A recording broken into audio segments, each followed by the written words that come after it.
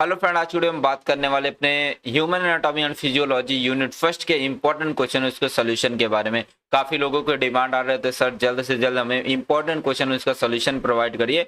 तो आप सभी का डिमांड आया, मैंने तुरंत ही उसको क्या किया, नोटिस किया और पूरा करने के लिए यहाँ पे मैंने ठान लिया। तो यहाँ पे बात करेंगे सबसे पहले हमारा जो यूनिट फर्स्ट का आएगा इंपॉर्टेंट क्वेश्चन उसके सोल्यूशन के बारे में। तो यहाँ पे बात करेंगे हम लॉन्ग क्वेश्चन के बारे में और इसके साथ बात करेंगे हम शॉर्ट क्वेश्चन के बारे में। तो यहाँ पे जो लॉन्ग क्वेश्चन हमारा होगा वो हमारा 7 और 10 मार्क्स के अकॉर्डिंग होगा और जो हमारा शॉर्ट क्वेश्चन होगा वो हमारा 2 मार्क्स के अकॉर्डिंग होगा। तो ये जो वीडियो आपके लिए बहुत ही ज्यादा खास होने वाली, क्योंकि अगर आप इतना पढ़ लेते हैं तो आपके इस यूनिट से जो है 17 नंबर के क्वेश्चन आपके तय हैं। तो पूरा यूनिट बहुत ही सुपर डुपर इजी तरीके से बताने वाला हूँ, बस वीडियो को लास्ट तक आराम से देखते रहिए। और जितने भी आपके दोस्त हैं, यार हैं, उनको भी ये वीडियो जरूर शेयर कर दीजिएगा ताकि वह भी एग्जाम में अच्छा नंबर ला सके। तो यहाँ पे सबसे पहले बात करेंगे हम लॉन्ग क्वेश्चन के बारे में, फिर लास्ट में मैं सॉल्व करूंगा शॉर्ट वाले क्वेश्चन के बारे में। तो यहाँ पे जो सबसे पहला वेरी इंपॉर्टेंट क्वेश्चन दिया गया हमारा, यहाँ पे पहला क्वेश्चन बहुत ही सुपर डुपर क्वेश्चन हमारा दिया गया है। डिफाइन सेल वेल लेवल diagram with explain its organism in detail. यहाँ पे क्या करना, सेल का एक वेल लेवल डायग्राम बनाना है, अच्छे तरीके से प्रॉपर उसमें सारे सेल ऑर्गेनिज्म का नाम मेंशन करना है, फिर उसके बाद एक्सप्लेन करना है, जितने भी सेल ऑर्गेनिज्म है सभी को एक्सप्लेन करना, पूरे डिटेल में लिखना है। और ये एग्जाम में हर प्रीवियस ईयर के क्वेश्चन पेपर में आपको देखने को मिल जाएगा। मैंने यहाँ पे जितने सारे क्वेश्चन मेंशन किए हैं 7 साल के क्वेश्चन पेपर से निकाल करके मैंने मेंशन किए हैं। अब अगर आप 7 साल के क्वेश्चन पेपर सॉल्व कर लेते हैं, मतलब कि 2017 से लेके 2024 तक के जितने क्वेश्चन पेपर है सभी से मैंने जितने क्वेश्चन आए हैं सभी मैंने यहाँ पे मेंशन किए हैं। तो इस वीडियो को जरूर से लास्ट तक देखिएगा। तो यहाँ पे सबसे पहले बात करेंगे कि हम सेल क्या होती है। जैसे ऐसा अगर क्वेश्चन आए तो सबसे पहले आप लिखेंगे कि सेल होता क्या है, फिर उसके बाद उसका डायग्राम बनाएंगे, फिर उसके बाद आप डिटेल में लिखेंगे उसके पार्ट्स के बारे में। तो सबसे पहले जान लेते हैं इसके जो सेल होता है इसकी डिफिनेशन क्या होती है। आपको पता है कि जैसा कि हमारी जो बॉडी होती है वो पूरी सेल से मिलके बनी हुई होती है, ठीक है। हमारी जो बॉडी होती है वो पूरे सेल से मिलके बनी हुई होती है। तो यहाँ पे सबसे पहले बात करेंगे सेल के डिफिनेशन के बारे में। तो जो सेल होता है ये हमारे बॉडी के स्ट्रक्चरल एंड फंक्शनल यूनिट कहलाता है, इसी को बोलते हैं हम सेल बोलते हैं। समझ गए यहाँ तक की सारी चीजें। यहाँ देख लीजिए, यहाँ पे लिखा गया हमारा पहला पॉइंट लिखा गया, cell is the basic structural and functional unit of the life. जो हमारा सेल होता है हमारे बॉडी का स्ट्रक्चरल एंड फंक्शनल यूनिट कहलाता है, उसको हम बोलते हैं सेल बोलते हैं। समझ गए यहाँ तक की डिफिनेशन। अब देखिए, अब अगर कोई पूछता है कि हमारा जो सेल होता है इसको स्ट्रक्चरल एंड फंक्शनल यूनिट क्यों बोला गया, अब देखिए यहाँ पे उसको जवाब आप दीजिएगा कि जो सेल होता है हर सेल का कोई ना कोई क्या होता है, एक आकार होता है, उसका शेप होता है, इसलिए इसको बोला गया क्या, स्ट्रक्चरल बोला गया। अब कोई पूछता है इसको फंक्शनल यूनिट क्यों बोला गया, तो आप जवाब तुरंत दीजिएगा कि सर जो हमारा सेल होता है हर सेल का कोई ना कोई काम होता है। जैसे मैं बात करूं एपिथेलियल सेल की, तो एपिथेलियल सेल क्या करता है, हमारे बॉडी के जो पार्ट्स होते हैं उसको कवर करने का काम करता है, ठीक है। और जो सेल्स, जैसे नर्व सेल की बात करूं, नर्व सेल क्या करता है, इंपल्स को भेजता है। तो हर सेल का कोई ना कोई आकार होता है और हर सेल का कोई ना कोई काम होता है, इसलिए इसको बोला गया structural and functional unit of the life बोलते हैं। अब देखिए यहाँ पे लिखा गया कि सेल जो है, सेल को सबसे पहले किसने डिस्कवर किया था, हमारे रॉबर्ट हुक साहब ने किया था। कब किया था, 1665 में इन्होंने इसको डिस्कवर किया था। और इन्होंने कैसा सेल को डिस्कवर किया था, डेड सेल को डिस्कवर किया था। ये ध्यान रखिएगा कि जो रॉबर्ट हुक साहब ने सेल को डिस्कवर किया था, कैसा सेल था, वो हमारा डेड सेल था। अब देखिए दूसरा आता हमारा कि दूसरे पॉइंट लिखा गया कि हमारा जो लिविंग सेल है, मैंने बोला कि डेड सेल को कौन डिस्कवर किया था, रॉबर्ट हुक ने किया था। और यहाँ पे जो लिविंग सेल मतलब जीवित कोशिका का डिस्कवर कौन किया था, एंटोनी वॉन ल्यूवेनहॉक ने किया था।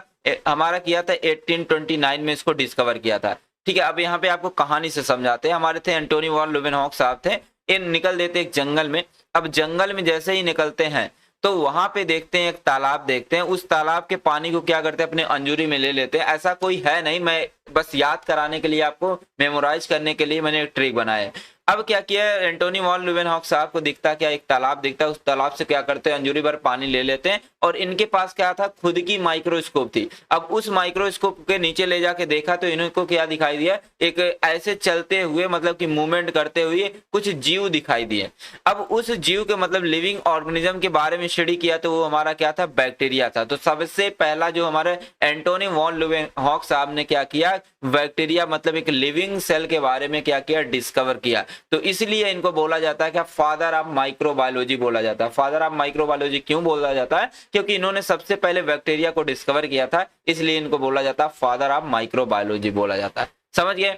और उसी तरीके से हमारे रॉबर्ट हुक साहब थे। रॉबर्ट हुक साहब भी निकलते हैं जंगल में, दोनों मतलब कि जंगल के बड़े शौकीन थे लगता है, ठीक है। तो रॉबर्ट हुक साहब निकलते हैं जंगल में, इन्हें दिखाई देता मतलब कि पेड़ दिखाई देता है, ट्री दिखाई देता है। अब क्या करते हैं, इसकी छाल को निकाल लेते हैं और छाल को निकालने के बाद लाते हैं, ये भी क्या बनाए थे, एक माइक्रोस्कोप बनाए थे।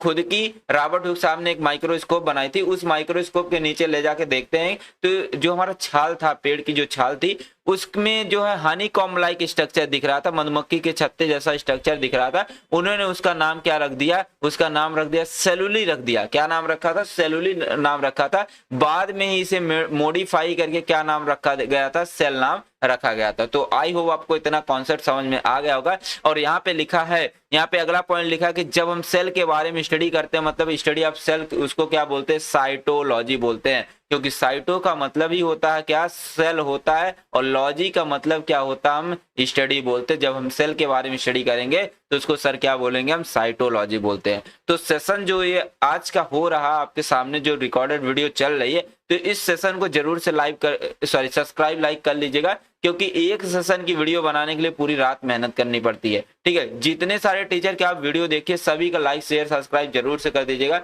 बस एक टीचर आपसे यही उम्मीद करता है कि आप उनके वीडियो को देखेंगे और सपोर्ट करेंगे, ठीक है। तो आइए बात करते हैं वेल लेवल डायग्राम के बारे में, जो आपके एग्जाम में पूछा गया कि आप सेल का क्या करिए, वेल लेवल डायग्राम बनाइए। तो यहाँ पे देख सकते हैं मैंने वेल लेवल डायग्राम लगा दिया है, और बहुत ही खूबसूरत मैंने लगाया है, ठीक है, जिससे कि एक अच्छे तरीके से आपको समझ में आ जाए। तो यहाँ पे मेरे सेल का स्ट्रक्चर है, यहाँ पे देख सकते हैं जो हमारा सेंटर में आपको दिखाई दे रहा है, इसको क्या बोलते हैं, हम इसको बोलते हैं न्यूक्लियस बोलते हैं। और सॉरी, जो सेंटर में आपको इस तरीके से दिख रहा है, इसको क्या बोलेंगे, न्यूक्लियस। बीच में हमारा न्यूक्लियोलस होता है, और इसके साइड साइड में इस तरीके से जो हमारा जाल जैसा स्ट्रक्चर दिख रहा है, उसको बोलते हैं एंडोप्लाज्मिक रेटिकुलम। अब एंडोप्लाज्मिक रेटिकुलम दो तरीके का होता है, एक हमारा रफ होता है, एक हमारा होता है स्मूथ एंडोप्लाज्मिक रेटिकुलम होता है, जिसको आगे डिस्कस करने वाले हैं। आगे आता है हमारा, यहाँ पे देख सकते हैं माइटोकॉन्ड्रिया है, यहाँ पे लाइसोसोम्स हैं, और यहाँ पे देख सकते हैं राइबोसोम इस तरीके से हमारे हैं, ठीक है। और ये हमारी कहलाती है गोल्जी कॉम्प्लेक्स या गोल्जी ऑपरेटर्स कहलाती है। तो ये हमारा डायग्राम हो गया। डायग्राम को अच्छे तरीके से एग्जाम में बना करके आएंगे, और सीक्वेंस वाइज जैसे जैसे लिखा गया सीक्वेंस में, वैसे सीक्वेंस वाइज आप लिख के आएंगे। अब देखिए आगे चलते हैं, लिखा गया पार्ट ऑफ सेल। तो हमारा जो सेल होता है यह टोटल 3 पार्ट से मिलकर बना होता है। एक होता है हमारा प्लाज्मा मेम्ब्रेन, दूसरा होता है हमारा सेल ऑर्गेनेल्स होता है, और तीसरा जो पार्ट होता है वो हमारा न्यूक्लियस कहलाता है। तो यहाँ पे मिस्टेक हो गया, यहाँ पे 3 नंबर लिख लीजिएगा। तो 3 पार्ट से मिलकर हमारा क्या बना होता है, पूरा हमारा सेल बना होता है। अब हमारा जो प्लाज्मा मेम्ब्रेन के बाद आता है सेल ऑर्गेनेल्स। इसी सेल ऑर्गेनेल्स में हमारे आ जाते हैं क्या, cytoplasm, ribosome, endoplasmic reticulum, Golgi bodies, और हमारे जो माइटोकॉन्ड्रिया है, माइटोकॉन्ड्रिया और लाइसोसोम्स, ये भी हमारे सेल ऑर्गेनेल्स ही होते हैं। लेकिन हमारा जो न्यूक्लियस होता है, इसको हम तीसरे पार्ट में रखते हैं, ठीक है, सेल ऑर्गेनेल्स नहीं होता है। अब देखिए बात करते हैं एक एक के बारे में, पूरा डिस्कस करना अच्छे तरीके से एग्जाम में लिखने, तभी आपको 10 नंबर मिलने वाले हैं। तो यहाँ पे मैंने सफिशिएंट अमाउंट में सारी चीजें यहाँ पे अपलोड कर दी है, और यहाँ से 2 नंबर के भी क्वेश्चन कई सारे आते हैं। तो यहाँ पे पहला दिया गया प्लाज्मा मेम्ब्रेन के बारे में, जिसको हम सेल मेम्ब्रेन या सेल मेम्ब्रेन भी बोलते हैं।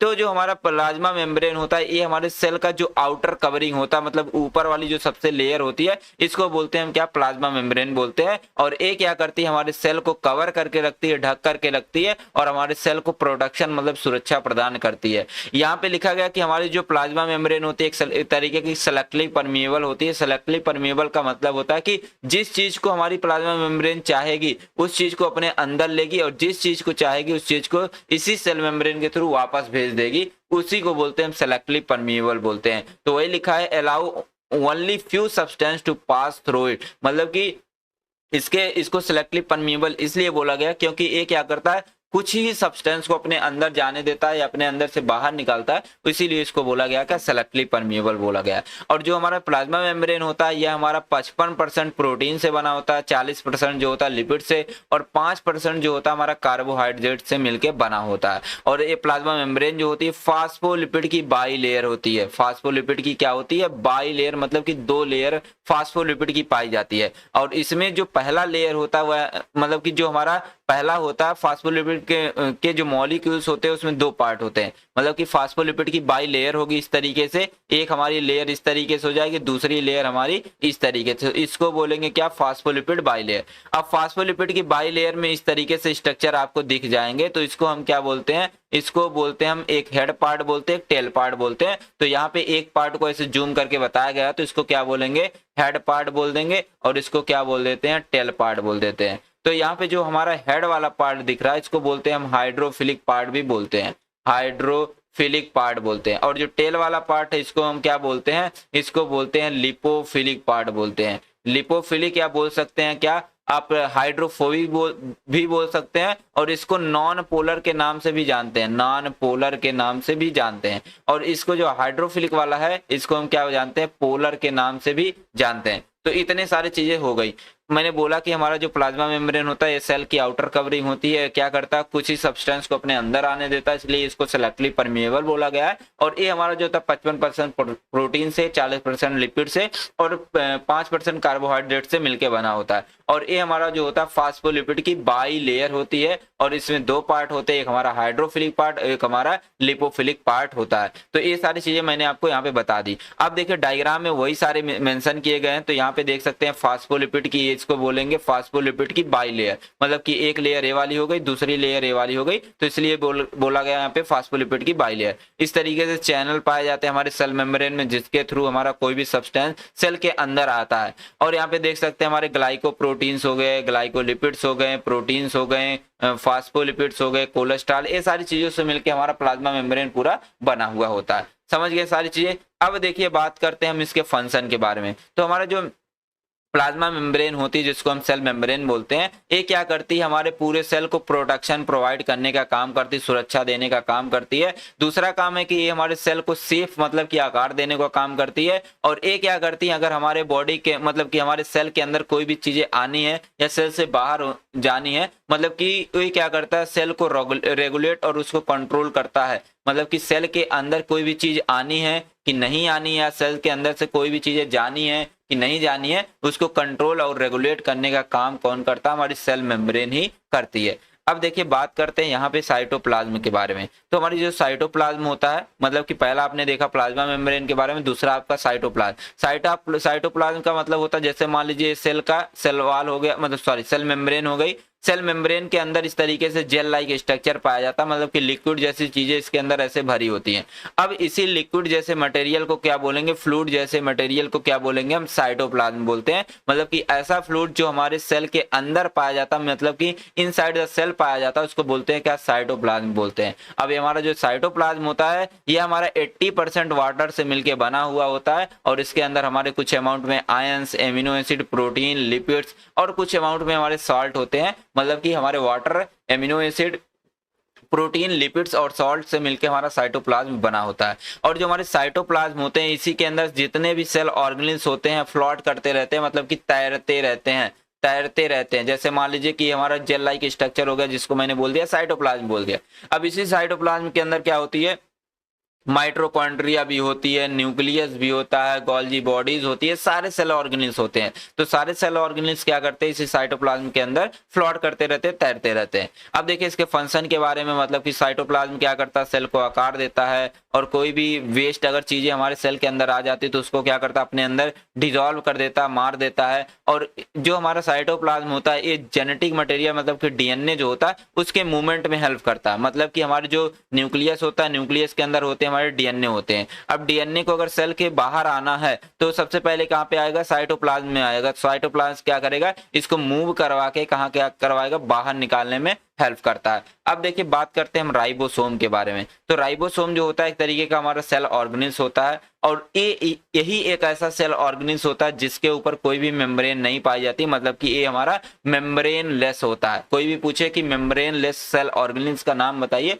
तो आपके जुबान पे क्या होना चाहिए, राइबोसोम होता है। और जो राइबोसोम होता है ये हमारा जो होता है आरआरएनए मतलब कि राइबोसोमल आरएनए और हमारा प्रोटीन से मिलके बना होता है। मतलब कि जो हमारा राइबोसोम होगा ये हमारा जो आरआरएनए होता है जिसको हम बोलते हैं राइबोसोमल आरएनए, यह मतलब कि 65% ए हो गया और हमारा जो प्रोटीन हो गया कितना 35%। तो इतने पार्ट से मिलके हमारा क्या बना होता है, पूरा राइबोसोम बना होता है और इसके अंदर हमारे एमआरएनए भी होते हैं। ठीक है, और जो हमारा राइबोसोम होता है इसको प्रोटीन की फैक्ट्री बोलते हैं। प्रोटीन की फैक्ट्री इसलिए बोलते हैं क्योंकि ये क्या करता है, एमिनो एसिड से बनाता है, प्रोटीन बनाता है। और प्रोटीन की डिफिनेशन ही होती है long chain of amino acid is called protein बोलते हैं। मान लीजिए एमिनो एसिड ये सारी हमारी है, अभी एमिनो एसिड है सारी। अब एमिनो एसिड यही आपस में जुड़ जाए इस तरीके से बॉन्ड बना के, पेप्टाइड बॉन्ड के थ्रू जुड़ जाती है, तब बन जाती है हमारी क्या, प्रोटीन बन के तैयार हो जाती है। तो कोई पूछे डिफिनेशन की प्रोटीन क्या होती है तो आप बताएंगे long chain of amino acid is called protein. अब देखिए यहाँ पे राइबोसोम जो होता है हमारा दो तरीके का होता है। एक हमारा होता है 70S का राइबोसोम, एक होता है 80S का राइबोसोम। 70S का जो राइबोसोम होते हैं इसमें दो यूनिट होती है, मतलब कि दो सब यूनिट होती है। एक हमारी होती है लार्ज यूनिट होती है, एक हमारी होती है स्मॉल यूनिट होती है। तो ये वाला मान लीजिए ऊपर वाला हमने लिख दिया मतलब कि लार्ज यूनिट जो हमारी 50S की होती है, 50S का मतलब होता है स्वेट, और नीचे वाला जो होता है 30S का हमारा होता है, नीचे वाला 30S का होता है। दो यूनिट से मिलके हमारा इस तरीके से बना होता है। अब देखिए यहाँ पे आपके माइंड में चल रहा होगा सर जो 50-30 जोड़ेंगे 80 हो जाएगा, तो ऐसा नहीं कुछ होता। ठीक है, तो यहाँ पे ऐसे मतलब कि जो बड़ा वाला पार्ट रहेगा उसको 50S बोलते हैं, जो छोटा वाला पार्ट रहेगा उसको 30S बोलते हैं। अब देखिए बात करते हैं 80S के बारे में। तो यह भी हमारे दो सब यूनिट से मिलकर बना होता है। इसमें भी क्या होते हैं, दो हमारे पार्ट होते हैं, मतलब कि एक हमारा लार्ज पार्ट होता है जो हमारा 60S का होता है, एक हमारा स्मॉल पार्ट होता है जो हमारा 40S का होता है। एस का मतलब होता है स्वेट। ठीक है, अब देखिए जो हमारे 70S के राइबोसोम होते हैं वो हमारे प्रोकैरियोट में होते हैं, और जो हमारे 80S के राइबोसोम होते हैं हमारे यूकैरियोट, मतलब कि हमारे बॉडी के अंदर 80S राइबोसोम ही पाए जाते हैं। अब देखिए बात करते हैं इसके फंक्शन के बारे में। यहाँ पे डायग्राम देख लीजिएगा, मैंने दोनों के मेंशन कर दिए हैं। अब देखिए बात करते हैं राइबोसोम के काम के बारे में। तो राइबोसोम का एक ही काम है कि ये क्या करता है, प्रोटीन बनाता है हमारे बॉडी में। कैसे बनाता है, एमिनो एसिड को पकड़ पकड़ के लाता है और क्या करता है, इस तरीके से पॉलीपेप्टाइड बॉन्ड के थ्रू जोड़ देगा तो हमारा बन जाएगा क्या, प्रोटीन बन जाएगा। अब देखिए बात करते हैं आगे चलते, यहाँ पे लिखा है एंडोप्लाज्मिक रेटिकुलम के बारे में। ठीक है, एंडोप्लाज्मिक रेटिकुलम 2 नंबर में भी आता है। ठीक है, एंडोप्लाज्मिक रेटिकुलम बोलते किसको है, तो हमारा एंडोप्लाज्मिक रेटिकुलम जो होता है एक नेटवर्क लाइक स्ट्रक्चर होता है जो हमारे न्यूक्लियस से क्या रहता है, अटैच रहता है, उसको बोलते हैं हम एंडोप्लाज्मिक रेटिकुलम। मान लीजिए सेल है, सेल के बीच में हमारा न्यूक्लियस पाया जाता है। अब न्यूक्लियस से अटैच इस तरीके से जाल जैसा स्ट्रक्चर होता है, इसी को बोलते हैं हम क्या, एंडोप्लाज्मिक रेटिकुलम बोलते हैं। ठीक है, और एंडोप्लाज्मिक रेटिकुलम का सबसे मेन काम है, ये क्या करता है, प्रोटीन का और लिपिड का ट्रांसपोर्टेशन करता है। मतलब क्या करता है कि मान लीजिए कि हमारा जो राइबोसोम है उसने बना लिया प्रोटीन, अब प्रोटीन को ट्रांसपोर्ट मतलब भेजने का काम कौन करता है, एंडोप्लाज्मिक रेटिकुलम ही करता है। अब ये हमारे दो तरीके के होते हैं, एक हमारा SER होता है, एक हमारा RER होता है। SER का मतलब होता है स्मूथ एंडोप्लाज्मिक रेटिकुलम, RER का मतलब होता है रफ एंडोप्लाज्मिक रेटिकुलम होता है। तो दो तरीके के हो गए। अब देखिए दोनों के बारे में 2 नंबर में पूछा गया SER और RER में क्या डिफरेंस होता है। तो हमारे जो SER मतलब कि स्मूथ एंडोप्लाज्मिक रेटिकुलम होते हैं, इसको स्मूथ एंडोप्लाज्मिक रेटिकुलम इसलिए बोला जाता है क्योंकि इसके ऊपर क्या होते, राइबोसोम नहीं पाए जाते हैं। ठीक है, देखिए स्मूथ का मतलब ही होता है चिकना। ठीक है, चिकना मतलब मान लीजिए किसी का चिकना मतलब कि गाल है, ठीक है, तो उसके गाल चिकना इसलिए बोल रहे हैं क्योंकि उसके गाल पे कोई पिंपल नहीं है, इसलिए उसको चिकना बोल रहे हैं। ठीक है, अगर वही रफ बोलते हैं, रफ गाल, ठीक है, रफ गाल का मतलब हो गया उसके पिंपल हैं कहीं ना कहीं चेहरे पे पिंपल, इसलिए उसको बोला गया रफ बोला गया। तो स्मूथ एंडोप्लाज्मिक रेटिकुलम एक ऐसे रेटिकुलम होते हैं जिसके ऊपर राइबोसोम नहीं पाए जाते, उसको बोलते हैं स्मूथ एंडोप्लाज्मिक रेटिकुलम बोलते हैं। और जिसके ऊपर राइबोसोम नहीं रहेंगे वो मतलब कि वो प्रोटीन नहीं बनाएगा, मतलब कि वो क्या बनाएगा, लिपिड बनाएगा, स्टेरॉइड बनाते हैं, हार्मोन्स बनाते हैं और कोलेस्ट्रॉल बनाने का काम करते हैं। अब बात करते हैं RER के बारे में। RER इसको इसलिए बोलते हैं क्योंकि इसके ऊपर क्या होते हैं, राइबोसोम पाए जाते हैं, और जिसके ऊपर राइबोसोम होंगे वो क्या करेगा, प्रोटीन बनाता है। ठीक है, यहाँ पे डायग्राम देख लीजिए, मेंशन किया मैंने। अब देखिए बात करते हैं इसके फंक्शन के बारे में, मतलब कि जो हमारा एंडोप्लाज्मिक रेटिकुलम होता है उसका काम क्या होता है हमारे बॉडी के अंदर। तो हमारा रफ इंडोप्लाज्मिक रेटिकुलम क्या करता है, जो हमारे प्रोटीन होती है उसकी फोल्डिंग करता है, प्रोटीन को बनाता भी है।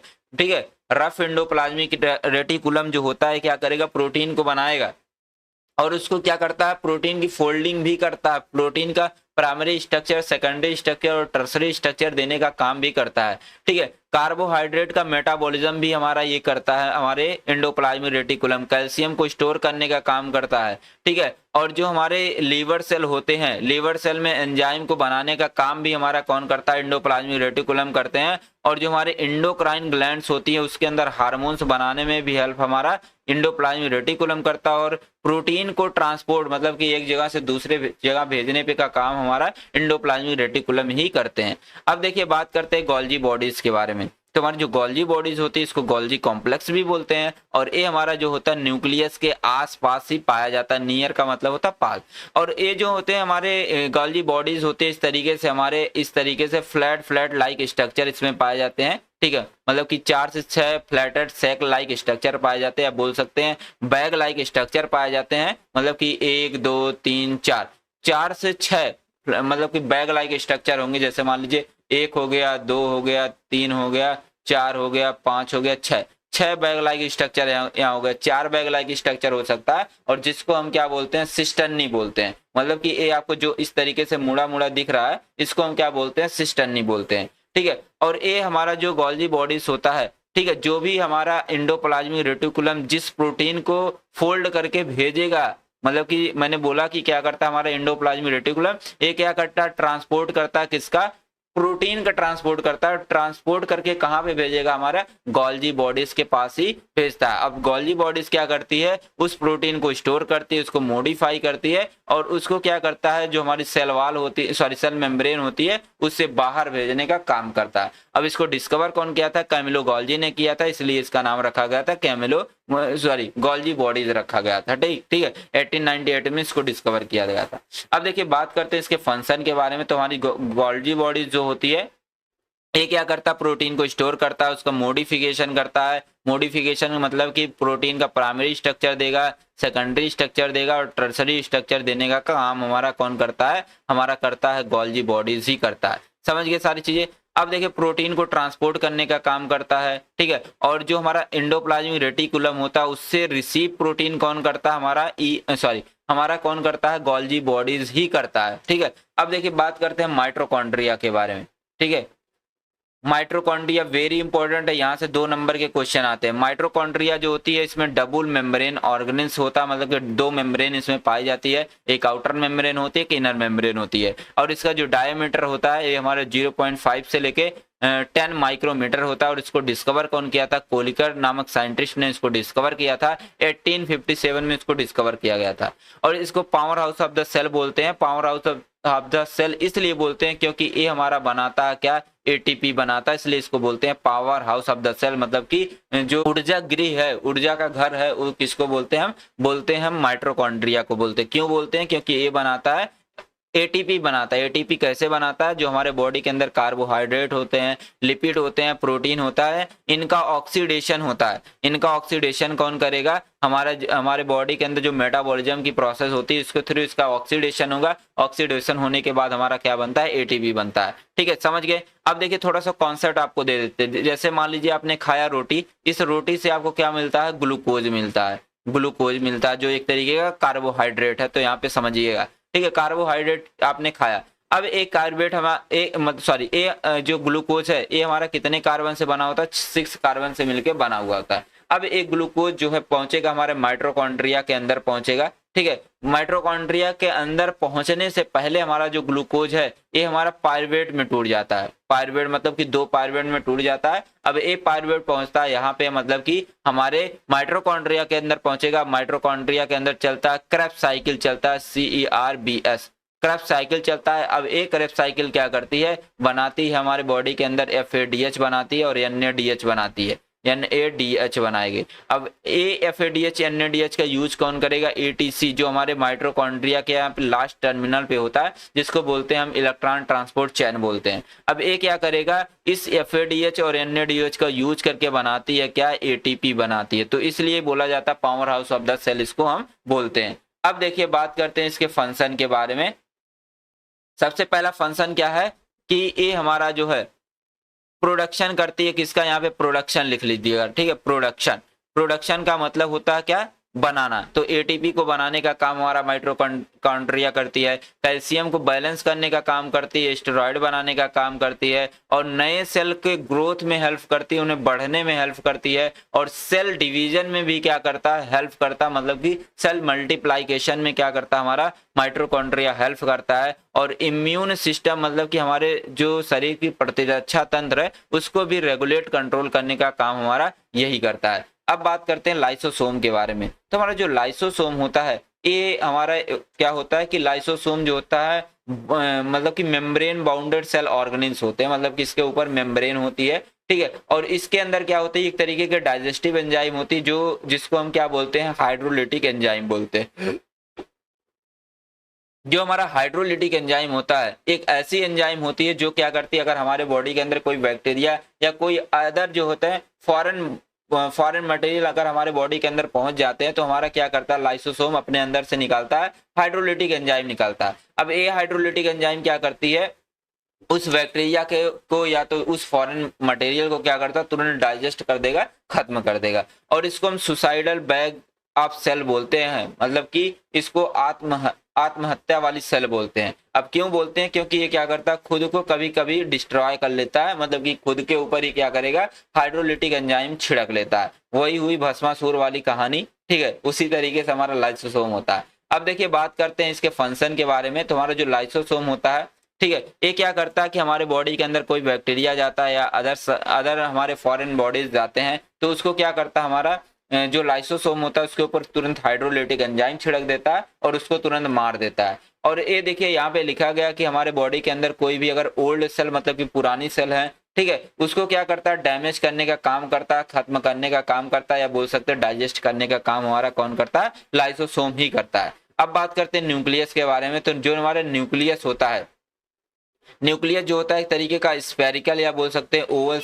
ओवल शेप का गोल सा हमारा क्या होता है? आकार इसका होता है। और ये जो होता है हमारे बॉडी के अंदर सबसे लार्जेस्ट इसी का स्ट्रक्चर होता है, मतलब कि लार्जेस्ट सेल ऑर्गेनेल्स हमारा कौन सा होता है? न्यूक्लियस ही होता है। और इसको डिस्कवर किया था रॉबर्ट ब्राउन ने किया था। और ये जो होता है एक तरीके का डबल लेयर मेम्ब्रेन से मतलब मिलके बना हुआ होता है। इसमें 2 लेयर होती है हमारी, ठीक है, अभी आपको दिखाने वाले हैं। और जो ये हमारा बना होता है फॉस्फोलिपिड और प्रोटीन से मिलके बना हुआ होता है। और इसके अंदर जो होता है, इसके अंदर जो हमारा एक तरीके का लिक्विड जैसा पाया जाता है, जिसको हम बोलते हैं क्या? न्यूक्लियोप्लाज्म बोलते हैं, या बोल सकते हैं न्यूक्लियस के अंदर एक लिक्विड जैसा स्ट्रक्चर होता है जिसको मैट्रिक्स या बोलते हैं न्यूक्लियोप्लाज्म बोलते हैं। और ये जो होता है हमारे पूरे मेम्ब्रेन से क्या होता है? ढका रहता है। और उस मेम्ब्रेन को क्या बोलते हैं? हम इन्वोल्यूलेट बोलते हैं। समझ गए इतनी सारी चीजें। अब देखिए बात करते हैं इसके फंक्शन के बारे में। स्ट्रक्चर यहाँ पे देख लीजिएगा, सारी चीजें मैं आपको यहाँ पे बता दे रहा हूँ, ठीक है। अब देखिए यहाँ पे स्ट्रक्चर की अगर मैं बात करूं तो यहाँ पे देख सकते हैं, यहाँ पे एक लेयर ए वाली हो गई, दूसरी लेयर ए वाली हो गई, तो ये आउटर लेयर हो गई, ये हमारी हो गई क्या? इनर लेयर हो गई, ठीक है। और ये इस पूरे को क्या बोलते हैं? न्यूक्लियर इवलोप बोलते हैं, ठीक है। और इसी के अंदर धागे जैसा स्ट्रक्चर आपको दिख रहा है, इसको बोलते हैं क्रोमेटिन बोलते हैं। और यहाँ पे इसके अंदर लिक्विड जैसा स्ट्रक्चर रहेगा, उसको हम क्या बोलते हैं? न्यूक्लियोप्लाज्म बोलते हैं, ठीक है। क्या बोलेंगे? न्यूक्लियोप्लाज्म बोलेंगे। समझ गए यहाँ तक की सारी चीजें। और यहाँ पे आपको समझना क्या कि यहाँ पे एक पोर आपको दिख रहा है, छेद ऐसा दिख रहा है, जिसको बोलते हैं क्या? न्यूक्लियस पोर बोलते हैं। समझ गए यहाँ तक की सारी चीजें। अब देखिए बात करते हैं इसके फंक्शन के बारे में। तो हमारा जो होता है न्यूक्लियस जो होता है, ये क्या करता है? हमारे बॉडी के अंदर होने वाले एक्टिविटी को, मतलब कि जो हमारा न्यूक्लियस होता है, ये हमारे पूरे सेल ऑर्गेनेल्स को कंट्रोल करने का काम करता है। समझ गए यहाँ तक की सारी चीजें, ठीक है, तो इसीलिए उसको बोला गया क्या, सेल कंट्रोलर इसको बोलते हैं। अगर कोई पूछे कि सेल कंट्रोलर किसको बोलते हैं या ब्रेन ऑफ सेल किसको बोलते हैं, तो आप बताएंगे क्या, न्यूक्लियस को बोलते हैं, क्योंकि ये क्या करता है, हमारे बॉडी में जितने भी सेल ऑर्गेनिल्स होते हैं उसको क्या करता है, उसकी एक्टिविटी को कंट्रोल करने का काम करता है। और इसी के अंदर पाए जाते हैं हमारे जेनेटिक मटेरियल के, मतलब कि डीएनए इसी के अंदर हमारे पाए जाते हैं। और ये क्या करता है, प्रोटीन बनाने में हेल्प करता है, क्योंकि आपको पता है डीएनए से हमारे क्या बनते हैं, आरएनए बनते हैं। आरएनए से तब जाके हमारा क्या बनता है, प्रोटीन बनता है। तो प्रोटीन तभी बनेगा जब ये हमारा डीएनए जाएगा यहाँ से निकल के, तभी बनेगा। अब देखिए सेल डिवीजन में भी हमारा हेल्प न्यूक्लियस ही करता है। अब देखिए बात करते हैं यहाँ पे दूसरे क्वेश्चन के बारे में, बड़ा ही इंपॉर्टेंट है, बहुत ही सुपर डुपर क्वेश्चन है और एग्जाम में कई बार पूछा भी गया है। तो यहाँ पे पहला क्वेश्चन जो दिया, दूसरा क्वेश्चन पूछा गया है, यहाँ पे आपको क्या करना, प्लाज्मा मेम्ब्रेन का स्ट्रक्चर बताना है और उसके फंक्शन के बारे में पूरा एक्सप्लेन करना है। और देखिए वही क्वेश्चन जो थोड़ा घुमा करके एग्जामिनर ने पूछ लिया है, draw a well label diagram of the cell, मतलब कि सेल का डायग्राम बनाना है और वहां पे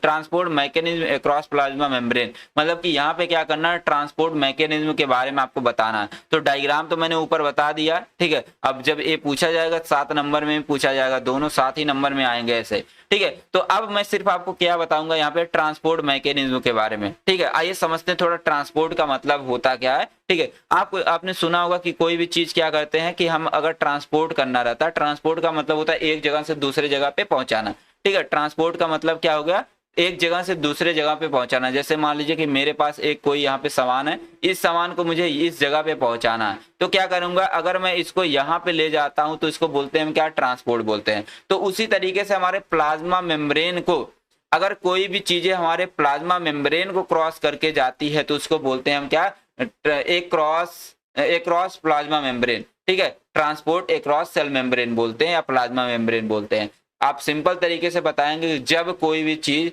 हमारे प्लाज्मा मेम्ब्रेन को क्रॉस करके जाती है तो उसको बोलते हैं हम क्या, ट्रांसपोर्ट अक्रॉस सेल मेम्ब्रेन बोलते हैं, ठीक है। और ये जो होता है अक्रॉस सेल मेम्ब्रेन जो कि प्रोसेस होती है हमारे बॉडी में होने बहुत ही जरूरी होती है, क्योंकि आपको पता है कि हमारे सेल को कुछ ना कुछ जरूरत पड़ती रहती है। जैसे मान लीजिए क्लोराइड आयन की जरूरत पड़ गई, पोटेशियम की जरूरत पड़ गई, या मान लीजिए डीएनए को बाहर निकालना सेल से, तो ये सारी चीजों के लिए हमारा ट्रांसपोर्ट होना, सारी चीजें बहुत ही जरूरी है, ठीक है। तो सारी चीजें यहाँ पे लिखी गई, बस एक्सप्लेन कर रहा हूँ, आपको ध्यान से सुनने हैं। अब देखिए बात करते हैं यहाँ पे, जो हमारा ट्रांसपोर्ट अक्रॉस सेल मेम्ब्रेन होती है, 2 प्रोसेस के थ्रू होती है। सबसे पहला हमारा प्रोसेस आता है पैसिव ट्रांसपोर्ट आता है, दूसरा हमारा आता है एक्टिव ट्रांसपोर्ट आता है, ठीक है। अब इन्हीं के बारे में पूरा आपको डिटेल में लिखनी है, ठीक है। क्या करना, पूरा आपको डिटेल में लिखनी है, ठीक है। तो पहले लिखेंगे आप पैसिव ट्रांसपोर्ट के बारे में, बहुत ही सुपर डुपर तरीके से मैं बताने वाला हूं आपको कि कैसे आप क्या पैसिव ट्रांसपोर्ट को कैसे लिखेंगे, ठीक है। देखिए पैसिव ट्रांसपोर्ट में क्या होता है कि जब कोई भी चीजें हमारी हाई कंसंट्रेशन से लो कंसंट्रेशन की तरफ क्या करेंगी, मूव करती हैं, तो उसको क्या बोलते हैं हम, पैसिव ट्रांसपोर्ट बोलते हैं, ठीक है। बहुत सिंपल तरीके से आप लिखेंगे, ठीक है। जब कोई भी चीजें प्लाज्मा मेम्ब्रेन को क्रॉस करके हाई कंसंट्रेशन से लो कंसंट्रेशन की तरफ मूव करती हैं तो उसको क्या बोलेंगे हम, उसको बोलते हैं ट्रांसपोर्ट अक्रॉस सेल मेम्ब्रेन बोलेंगे। और उसमें ट्रांसपोर्ट अक्रॉस सेल मेम्ब्रेन में जो सबसे पहला मैकेनिज्म आता है हमारा कौन, पैसिव ट्रांसपोर्ट आता है, ठीक है। तो पैसिव ट्रांसपोर्ट में क्या आप लिखेंगे कि जब कोई भी चीजें हमारी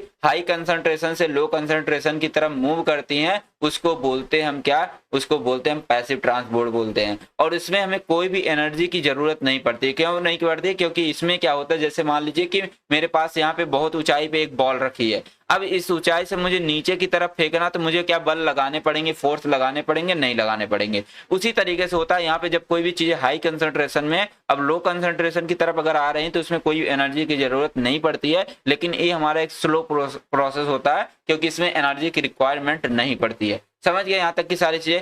अब देखिए बात करते हैं टाइप ऑफ पैसिव ट्रांसपोर्ट के बारे में। जो हमारा पैसिव ट्रांसपोर्ट होता है ये हमारा होता है 3 तरीके का, एक हमारा होता है सिंपल डिफ्यूजन, फैसिलिटेटेड डिफ्यूजन और ऑस्मोसिस होता है, ठीक है। सिंपल डिफ्यूजन की बात करते हैं तो आप सिंपली तरीके से लिख देंगे कि जब हमारा कोई भी मॉलिक्यूल्स हमारा हाई कंसंट्रेशन से लो कंसंट्रेशन की तरफ आता है, किसके थ्रू आएगा, जब हमारा सेल मेम्ब्रेन के थ्रू आएगा, ठीक है, उसको हम क्या बोलते हैं, सिंपल डिफ्यूजन बोलेंगे, ठीक है। इसमें मतलब कि कोई चैनल की कोई कैरियर की जरूरत नहीं पड़ती है, बस सिंपल तरीके से हमारा प्लाज्मा मेम्ब्रेन को क्रॉस करके कोई भी चीजें हाई कंसंट्रेशन से लो कंसंट्रेशन की तरफ आ जाती है तो उसको क्या बोलते हैं हम, उसको बोलते हैं सिंपल डिफ्यूजन बोलते हैं। अब देखिए बात करते हैं हम फैसिलिटेटेड डिफ्यूजन के बारे में। ठीक है। फैसिलिटेट मतलब इसके नाम से पता चल रहा है इसको फैसिलिटी दी जा रही है, सुविधा बहुत दी जा रही है। तो जब हमारा कोई भी मॉलिक्यूल्स हमारा हाई कंसंट्रेशन से लो कंसंट्रेशन की तरफ किसी भी चैनल के थ्रू आता है, किसी भी कैरियर के थ्रू आता है या किसी रिसेप्टर के थ्रू आता है, उसको बोलते हैं हम फैसिलिटेटेड डिफ्यूजन बोलते हैं।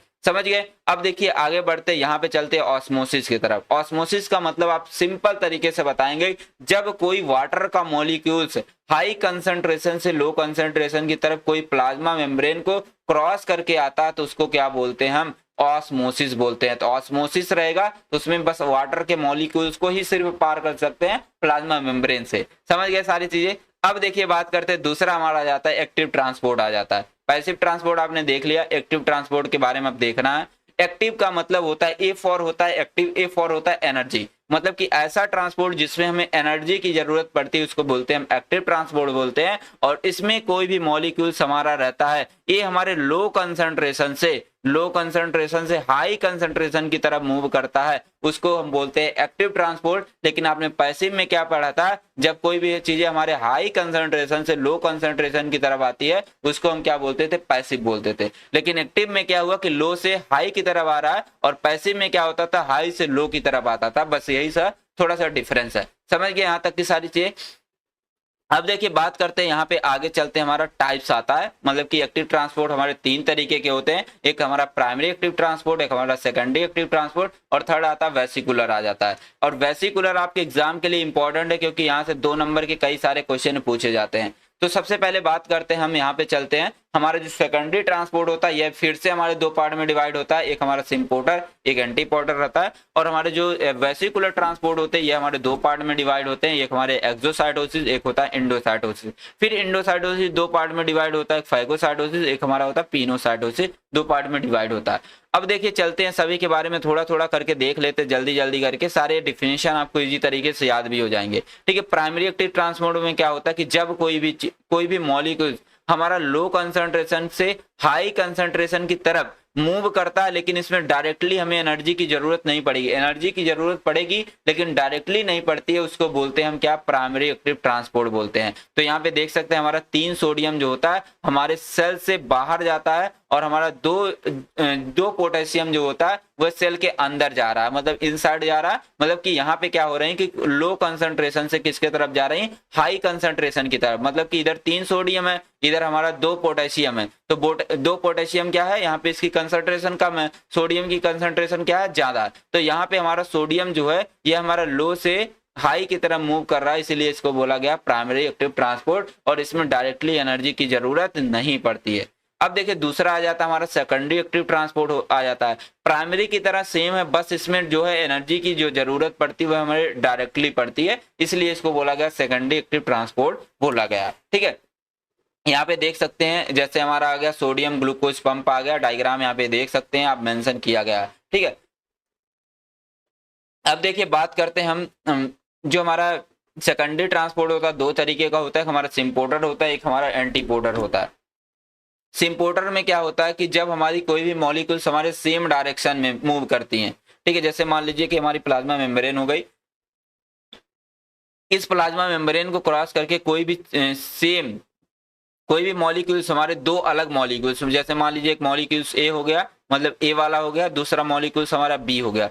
जब 2 अलग अलग मॉलिक्यूल्स एक ही डायरेक्शन में मूव करते हैं तो उसको बोलते हैं हम सिम्पोर्टर बोलते हैं। जैसे सोडियम ग्लूकोज देख सकते हैं एक ही डायरेक्शन में मूव कर रहे हैं, तो ये हमारा कहलाएगा सिम्पोर्टर। और एंटीपोर्टर का मतलब होता है, एंटी का मतलब होता है अपोज, जब हमारे 2 अलग मॉलिक्यूल्स 2 अलग डायरेक्शन में, देखिए एक इधर डायरेक्शन में जा रहा है एक इधर डायरेक्शन में जा रहा है, उसको बोलते हैं एंटीपोर्टर बोलते हैं। अब तीसरा हमारा आ जाता है वेसिकुलर ट्रांसपोर्ट, मैंने बोला कि एग्जाम में आता है। ठीक है। वेसिकुलर का मतलब होता है कि जब कोई भी चीजें हमारे सेल के अंदर हमारे वेसिकल के फॉर्म में आती है, इस तरीके से वेसिकल के फॉर्म में आएंगी, उसको हम क्या बोलते हैं, वेसिकुलर ट्रांसपोर्ट बोलते हैं। तो इसमें आ जाता है हमारा एक्सोसाइटोसिस, दूसरा आ जाता है इंडोसाइटोसिस। एक्सो का मतलब होता है मतलब कि बाहर निकलना, साइटोसिस का मतलब होता है सेल। जब कोई भी चीजें सेल से बाहर निकलती हैं, कैसे निकलती है, ऐसे वेसिकल बना के निकलती हैं, मतलब ऐसे वेसिकल बना के, गोल सा वेसिकल बना के निकलेंगी, उसको हम क्या बोलेंगे, उसको बोलते हैं हम एक्सोसाइटोसिस बोलते हैं। और इंडोसाइटोसिस का मतलब होता है, इंडो का मतलब होता है इनसाइड, मतलब अंदर आना, साइटोसिस का मतलब होता है सेल। जब कोई भी चीजें, जब कोई भी मटेरियल हमारे सेल के अंदर आती है, मतलब ऐसे वेसिकल बना के आती है, ऐसे वेसिकल बना के आती है, इसको बोलते हैं इंडोसाइटोसिस बोलते हैं। अब देखिए आगे चलते हैं, यहाँ पे लिखा गया हमारा फैगोसाइटोसिस, पिनोसाइटोसिस।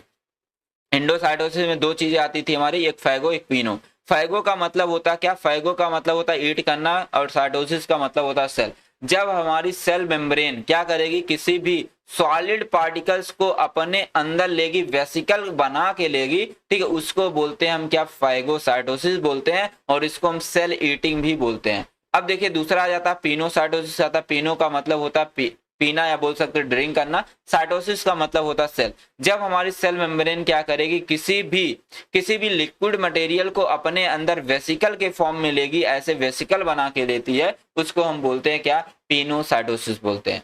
अब देखिए यहाँ पे आगे क्वेश्चन पूछा गया, right A short notes on mitosis. Mitosis पे एक शॉर्ट नोट आपको लिखनी है, ठीक है, मतलब कि मिटोसिस के बारे में आप लिख देंगे, हो जाएगा, ठीक है। या पूछ सकता है एक्सप्लेन मिटोसिस प्रोसेस, ठीक है, मिटोसिस के बारे में पूछा जा सकता है, 7 नंबर में हमारे आने के चांसेस इसके रहते हैं। अब देखिए इसी के बारे में थोड़ा डिटेल में चर्चा करते हैं, बड़ा इंपॉर्टेंट एग्जाम के लिए। तो देखिए सबसे पहले लिखेंगे आप सेल डिवीजन होता क्या। तो सेल डिवीजन का मतलब होता है कि जब एक पेरेंट सेल, मतलब कि जब एक सेल हमारे दो सेल में डिवाइड हो जाती है, दो डॉटर सेल में डिवाइड हो जाती है, उसको क्या बोलते हैं हम, उसको बोलते हैं हम सेल डिवीजन बोलते हैं। तो यहाँ पे लिखा है a parent cell divide into two daughter cell is called cell division, ठीक है। अब सेल डिवीजन को हम देखिए अलग नाम से भी जानते हैं, इसको हम सेल मल्टीप्लाइकेशन बोलते हैं। सेल मल्टीप्लाइकेशन का मतलब होता है, सेल का मतलब होगा सेल ही, मल्टीप्लाइकेशन का मतलब होता है मल्टीप्लाई करना, मतलब कि एक दो गुना होना। जब हमारी सेल दो गुना हो जाएगी उसको बोलेंगे क्या, मल्टीप्लाइकेशन बोलेंगे, या सेल रिप्रोडक्शन बोलते हैं। सेल रिप्रोडक्शन इसलिए बोलते हैं क्योंकि एक सेल से क्या बन रही है, दो सेल बन रही है, इसलिए इसको बोल रहे हैं सेल रिप्रोडक्शन भी बोल रहे हैं। अब हमारा जो सेल डिवीजन होता है दो तरीके का होता है, मिटोसिस एक हमारा होता है मिटोसिस, एक होता है मियोसिस होता है। मिटोसिस एग्जाम में आता है, मियोसिस आने के चांसेस बहुत ही कम रहते हैं। तो इसी के बारे में डिटेल में देखेंगे। पहले बात करेंगे मिटोसिस के बारे में, जिसको हम ऑस्मोटिक सेल डिवीजन भी बोलते हैं, और इसी नाम से एग्जाम में पूछा भी गया है एक बार कि ऑस्मोटिक मैंने बोल दिया, सोमैटिक सेल डिवीजन बोलते हैं, ठीक है। क्या बोलेंगे, सोमैटिक सेल डिवीजन के नाम से एग्जाम में पूछा जाता है। तो सोमैटिक सेल डिवीजन दूसरा नाम जरूर से याद रखिएगा, चाहे सोमैटिक पूछे चाहे मिटोसिस पूछे, दोनों की चीजें आप एक ही लिखेंगे। समझ गए सारी चीजें।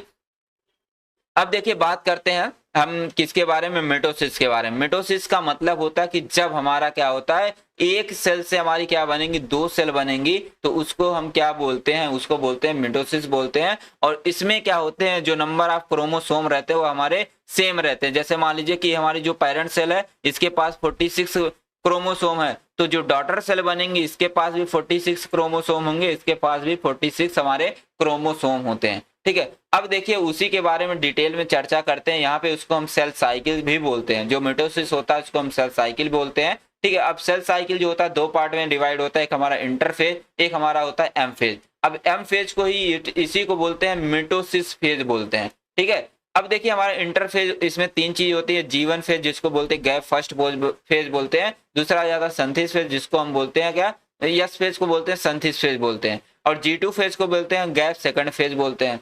अब देखिए यम फेज में दो चीजें आ जाती है, कैरियोकाइनेसिस आ जाती है, एक हमारा साइटोकाइनेसिस आ जाती है। कैरियोकाइनेसिस में हमारा प्रोफेज, मेटाफेज, एनाफेज और टेलोफेज आ जाता है, ठीक है। अब देखिए इसी को याद करने के लिए, अब इसको याद करेंगे आप एक सीक्वेंस में याद करेंगे, मतलब कि इसको जो मैंने यहाँ पे लिखा है इसको आप सीक्वेंस में ही याद करेंगे। तो इसके लिए मैंने ट्रिक बनाए हैं पी मैट। पी फॉर हो गया प्रोफेज, एम फॉर हो गया मेटाफेज, ए फॉर हो गया एनाफेज, टी फॉर हो गया हमारा टेलोफेज हो गया, ठीक है। अब देखिए सबसे पहले बात करेंगे इंटरफेज के बारे में। इंटरफेज जो होता है, इंटरफेज जो होता है यह हमारा सेल डिवीजन का सबसे लॉन्गेस्ट फेज कहलाता है। क्यों कहलाता है, क्योंकि इसमें 23 घंटे का समय लगता है, ठीक है। और इसमें जो होता है कि जो सेल रहता है, सेल की जो साइज होती है वह कंटिन्यूअसली बढ़ती रहती है। जैसे पहले सेल की साइज इतनी बड़ी थी, फिर हमारा G1 फेज में इतना था, G2 फेज में एस फेज में गया इतनी बड़ी हो गई, फिर हमारा G2 फेज में जाएगा, इतनी बड़ी हो जाए। तो यहाँ पे देख रहे हैं जो सेल की साइज वो हमारी कंटिन्यूअसली क्या हो रही है, बढ़ रही है, ठीक है। और इसमें क्या होता है कि जो हमारा सेल होता है वह कंटिन्यूअसली आरएनए प्रोटीन और प्रोटीन को बनाता रहता है और उसकी सेल की साइज भी हमारी कंटिन्यूअसली बढ़ती रहती है। तो यहाँ पे देख सकते हैं, मैंने बोला कि हमारे जो सेल डिवीजन होते हैं दो तरीके के होते हैं, दो पार्ट में डिवाइड होते हैं। एक होता है हमारा इंटरफेज होता है, ठीक है, एक हमारा होता है मिटोसिस फेज होता है। इंटरफेज जो होता है इसमें तीन आते हैं हमारे, एक सबसे पहला आ जाता है G1 फेज, फिर S फेज आ जाता है, फिर हमारा G2 फेज आ जाता है। अब हमारा जो मिटोसिस फेज आता है इसमें दो आते हैं, एक हमारा कैरियोकाइनेसिस,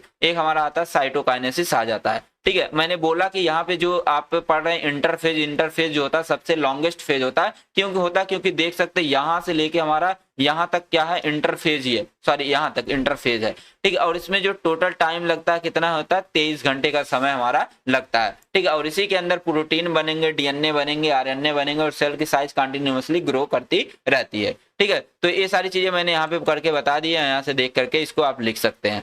अब देखिए बात करते हैं, मैंने लिखा है कि यहाँ पे कंटिन्यूअसली सेल की साइज ग्रो करती रहती है, लेकिन यहाँ पे न्यूक्लियस की साइज नहीं ग्रो करेगी। न्यूक्लियस के साइज में कोई भी ग्रोथ नहीं होंगे, बस किसके साइज में होंगे, सेल के साइज में ही ग्रोथ होने वाले। अब देखिए सबसे पहले इंटरफेज में आ जाता है हमारा G1 फेज आ जाता है। तो G1 फेज जो होता है इंटरफेज का सबसे पहला फेज कहलाता है और इसमें जो टोटल टाइम लगता है 8 से 10 घंटा लगता है। मैंने बोला कि जो इंटरफेज होता है इंटरफेज में टोटल 23 घंटे लगते हैं। अब 23 घंटे में से 8 से 10 घंटा समय किसमें लग जाता है, G1 फेज में लग जाता है, ठीक है। और इसमें क्या होते हैं कि जो मोस्ट सेल ऑर्गेनेल्स होते हैं वो क्या करते हैं, डुप्लीकेट करते हैं, अपना मतलब कॉपी बनाने का काम करते हैं। और इसमें जो नंबर ऑफ क्रोमोसोम रहते हैं वो हमारे 2 यानी ही रहते हैं, ठीक है। मतलब कि कितने रहेंगे, 23 जोड़ी ही रहेंगे, 23 पेयर ही रहते हैं, मतलब कि चेंज नहीं होने वाले। अब देखिए बात करते हैं यस फेज के बारे में। यस फेज जो होता है ये हमारा सेकंड फेज होता है इंटरफेज का, और इसमें जो टाइम टोटल लगता है 8 घंटे लगते हैं। और इसमें क्या होता है, डीएनए का क्या होता है, डुप्लीकेशन होता है, मतलब कि डीएनए का रेप्लिकेशन होगा, नए डीएनए बनेंगे। और इसमें क्या होता है, सिर्फ हमारे सेंट्रीओल्स होते हैं उसका डुप्लीकेशन होगा, मतलब कि दो हमारे अलग अलग क्या होंगे, सेंट्रीओल्स बनेंगे, उनका कॉपी बनेगा। किसके अंदर बनेगा, हमारे साइटोप्लाज्म के अंदर बनता है। और यहाँ पे क्या होता है, डीएनए का जो कंटेंट है वो हमारा क्या हो जाता है, बढ़ जाता है। जैसे मान लीजिए पहले 2C था, मान लीजिए 2 किलो था, एग्जाम्पल से पहले 2 किलो था, अब क्या होगा, यस फेज में कितना हो जाएगा, 4 किलो का हो जाएगा, ठीक है। सी का मतलब होता है कंटेंट।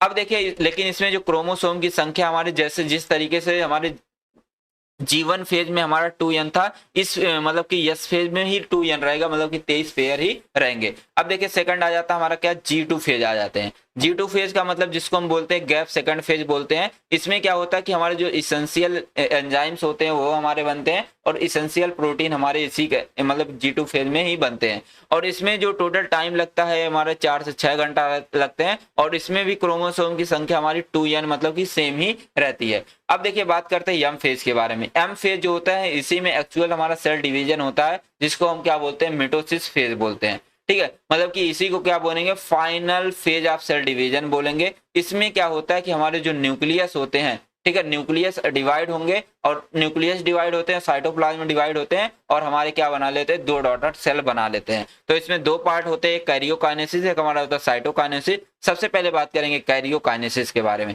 कैरियो का मतलब होता है न्यूक्लियस, काइनेसिस का मतलब होता है डिवीजन। तो यहाँ पे क्या होगा कि हमारा जो न्यूक्लियस होता है या डिवाइड होके 2 डॉटर न्यूक्लियाई के अंदर क्या होता है, कन्वर्ट हो जाता है, ठीक है। अब इसमें आते हैं 4 फेज आते हैं। एक हमारा होता है प्रोफेज आता है, दूसरा हमारा आता है मेटाफेज आ जाता है, फिर आ जाता है एनाफेज आ जाता है, फिर हमारा आ जाता है क्या, टीलोफेज आ जाता है। इसी के बारे में देखने वाले सबसे पहले बात करेंगे हम प्रोफेज के बारे में। जो हमारा प्रोफेज होता है ये हमारा मिटोसिस का सबसे पहला फेज होता है, ठीक है। प्रो का मतलब होता है क्या, पहला।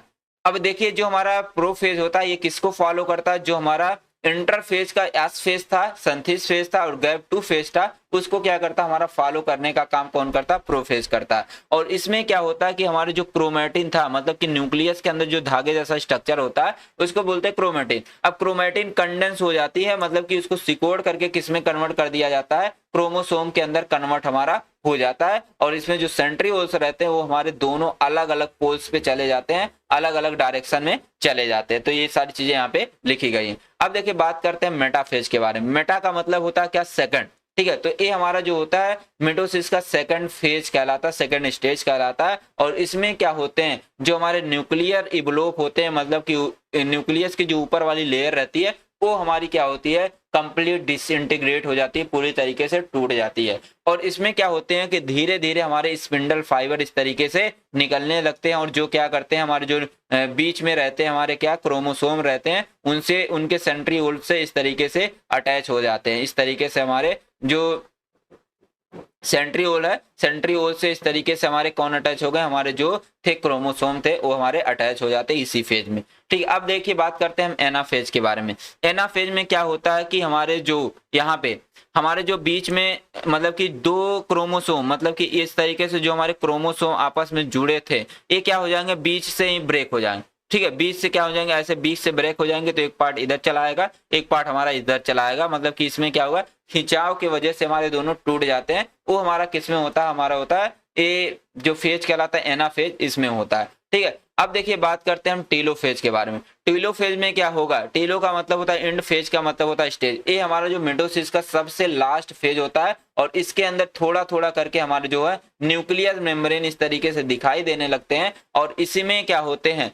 इसमें क्या होते हैं, न्यूक्लियर मेम्ब्रेन मैंने बोला क्या हुआ, अपीयर होने लगे। अब क्या होगा, इसके बाद हमारे जो प्रोसेस होगी इसको बोलेंगे साइटोकाइनेसिस। अब तो हमारा जो न्यूक्लियस का डिवीजन हो गया, मतलब कि दोनों सेल के पास हमारे न्यूक्लियस इस तरीके से चले गए। लेकिन यहाँ पे क्या होगा, कैरियोकाइनेसिस, मतलब कि ये हमारा जो साइटोप्लाज्म है ये बीच से टूटेगा और दो हमारे क्या बन जाएंगे, न्यूक्लियाई बन जाएंगे। मैंने बोला कि सबसे पहले क्या हुआ, इंटरफेज हुआ। इंटरफेज में हमारा सबसे पहले क्या हुआ, G1 फेज हुआ, फिर S फेज हुआ, फिर G2 फेज हुआ, फिर इसके बाद आ जाता हमारा क्या, मिटोसिस फेज आ जाता है। मिटोसिस फेज में सबसे पहले आता हमारा प्रोफेज। ठीक है, प्रोफेज, मेटाफेज, एनाफेज, टेलोफेज आ जाता है। फिर इसके बाद आ जाता है हमारा साइटोकाइनेसिस आ जाती है। साइटोकाइनेसिस के बाद हमारी दो सेल बन जाती हैं। ये सारी चीजें मैंने आपको बता दी है। अब देखिए बात करते हैं हम, आगे चलते हैं। अगला क्वेश्चन दिया गया हमारा, पूछा गया discuss the types of epithelial tissue present in the body and right its function.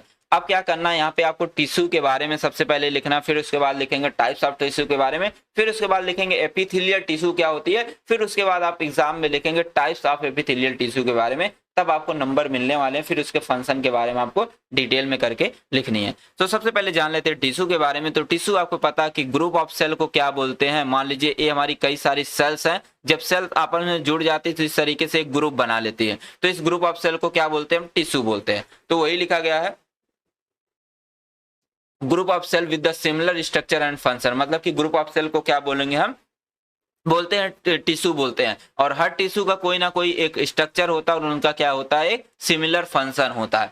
अब देखिए हम क्या करते थे, जब सेल के बारे में स्टडी करते तो उसको बोलते थे हम क्या, साइटोलॉजी। तो यहाँ पे जब हम टिश्यू के बारे में स्टडी करते हैं तो उसको क्या बोलते हैं, हम हिस्टोलॉजी बोलते हैं। और जो हमारा टिश्यू टर्म था सबसे पहला कौन दिया था, हमारे विचार्ड साहब ने दिया था। कब दिया था, 1801 में हमारा इसका नाम दिया था। अब बात करते हैं टाइप्स ऑफ टिश्यू के बारे में। तो चार तरह के हमारे टिश्यू होते हैं। एक हमारा आता है सबसे पहला एपिथेलियल टिश्यू, जो आपके एग्जाम में पूछा गया है। फिर कनेक्टिव टिश्यू आता है, मस्कुलर टिश्यू और हमारे नर्वस टिश्यू आ जाते हैं।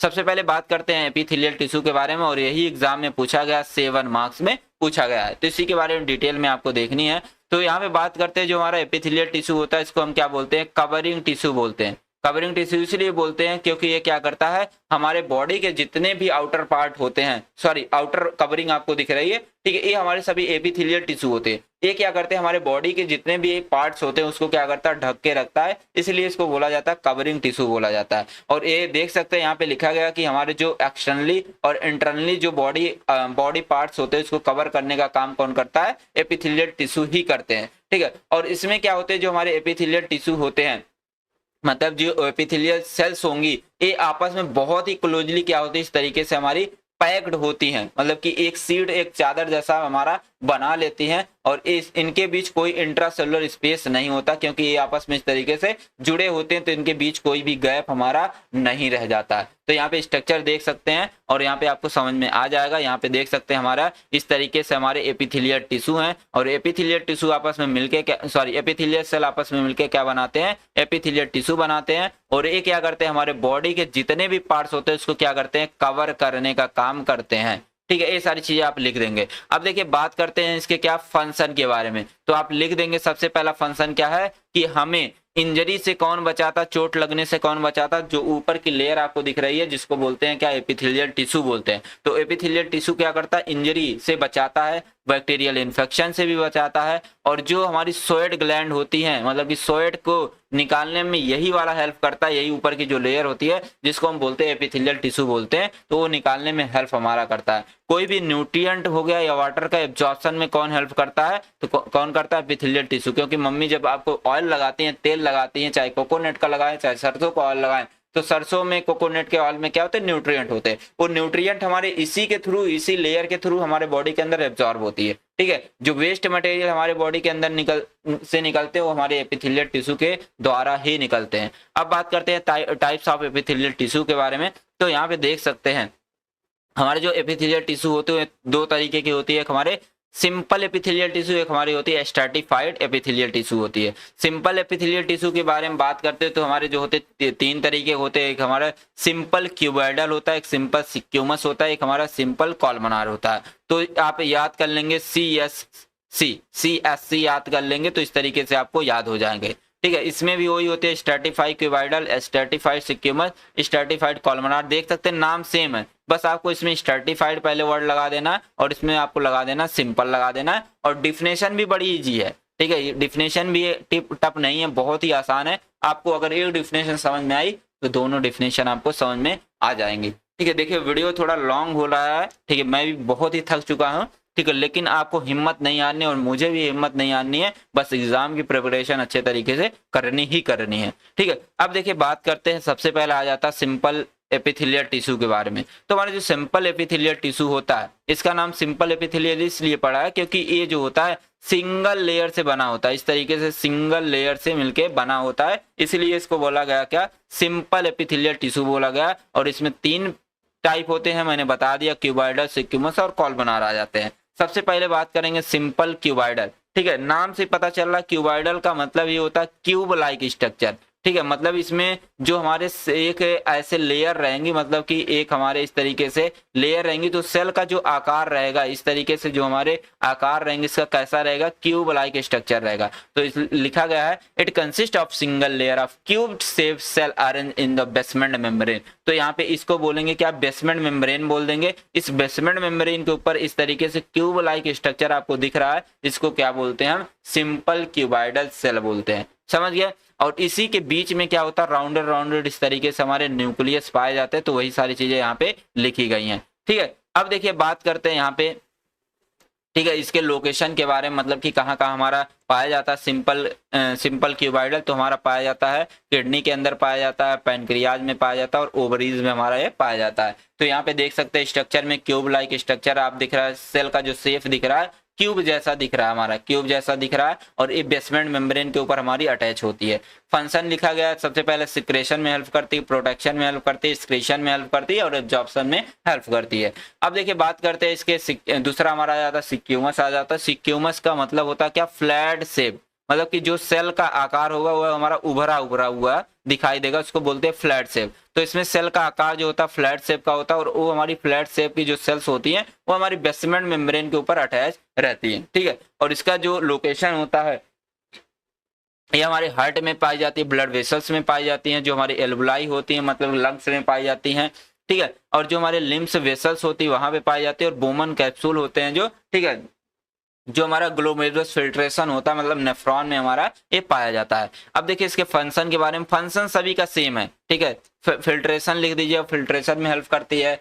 ठीक है, जो गैसेस का एक्सचेंज में हेल्प करती है, मटेरियल के एक्सचेंज में इसका जो है बहुत ही इंपॉर्टेंस रोल होता है। अब देखिए आगे बात करते हैं हम सिंपल कॉलमनार के बारे में। कॉलमनार का मतलब होता है इसमें जो सेल का आकार होता है वह हमारे रेक्टेंगुलर होता है, मतलब कि जो सेल का आकार होगा, सेल का जो अरेंजमेंट होगा वह हमारा कैसा होता है, वह हमारा होता है रेक्टेंगुलर, मतलब कि लंबा लंबा पाया जाता है, और इसके बीच में हमारा क्या होता है, न्यूक्लियस होता है। और ये हमारी जो रेक्टेंगुलर सेल्स रहेंगी वो हमारी बेसमेंट मेम्ब्रेन के ऊपर अटैच रहती हैं। अब देखिए लोकेशन की बात करते थे, हमारा डाइजेस्टिव सिस्टम में, रिप्रोडक्टिव सिस्टम में, आई में, ईयर में, इन सारे जगहों पे पाया जाता है। अब देखिए आगे चलते हैं इसके फंक्शन के बारे में। सबसे पहला फंक्शन है एब्जॉर्प्शन में हेल्प करता है, प्रोडक्शन में हेल्प करता है और सिक्रेशन में हेल्प करता है। यहाँ पे अगला आ जाता हमारा, पहले तो आपने देखा क्या सिंपल के बारे में देखा, अब हम बात करने जा रहे हैं स्ट्रेटिफाइड के बारे में। स्ट्रेटिफाइड का मतलब होता है इसमें जो होती बेसमेंट मेम्ब्रेन मान लीजिए होगा, इस बेसमेंट मेम्ब्रेन में क्या होगी, इस तरीके से कई सारे लेयर पाए जाएंगे, मतलब कि 2 से अधिक इस तरीके से लेयर पाई जाएंगी, उसको क्या बोलते हैं हम स्ट्रेटिफाइड एपिथेलियल टिश्यू बोलते हैं। 3 तरीके की होती है, क्यूबॉइडल होती है, एक स्क्यूमस, एक कॉलमनार होती है। डिफिनेशन सेम लिखेंगे, बस क्या लिखेंगे 2 या 2 से अधिक आप लेयर लिख देंगे, ठीक है। देखिए स्ट्रेटिफाइड की मैं बात करूं तो इसमें क्या होता है, मान लीजिए ये बेसमेंट मेम्ब्रेन है, बेसमेंट मेम्ब्रेन के ऊपर इस तरीके से क्यूब लाइक स्ट्रक्चर हमारा होता है, कितनी लेयर होगी 2 या 2 से अधिक लेयर इस तरीके से पाई जाती है, और सेंटर में न्यूक्लियस होता है, इसी को बोलते हैं हम क्या स्ट्रेटिफाइड कॉलमनार बोलते हैं। इसके लोकेशन की बात करते हैं तो ये हमारा स्वेट ग्लैंड में पाया जाता है, मेल यूरेथ्रा में पाया जाता है, यूरेटर में और एनस के अंदर हमारा ये पाया जाता है। अब बात करते हैं इसके फंक्शन के बारे में। यहाँ पे देख सकते हैं 2 लेयर आपको दिख रही भी होगी, ठीक है, क्यूब लाइक जो सेल दिख रही है, एक लेयर ए हो गई, दूसरी लेयर ए, दोनों लेयर कहाँ पे बेसमेंट मेम्ब्रेन के ऊपर अटैच है। फंक्शन के बारे में बात करते हैं, पहला प्रोडक्शन, दूसरा सिक्रेशन में, और तीसरा हमारा एब्जॉर्प्शन में हेल्प करता है। फंक्शन सभी का सेम मिलेगा, मैं बार बार बोल रहा हूँ, ठीक है।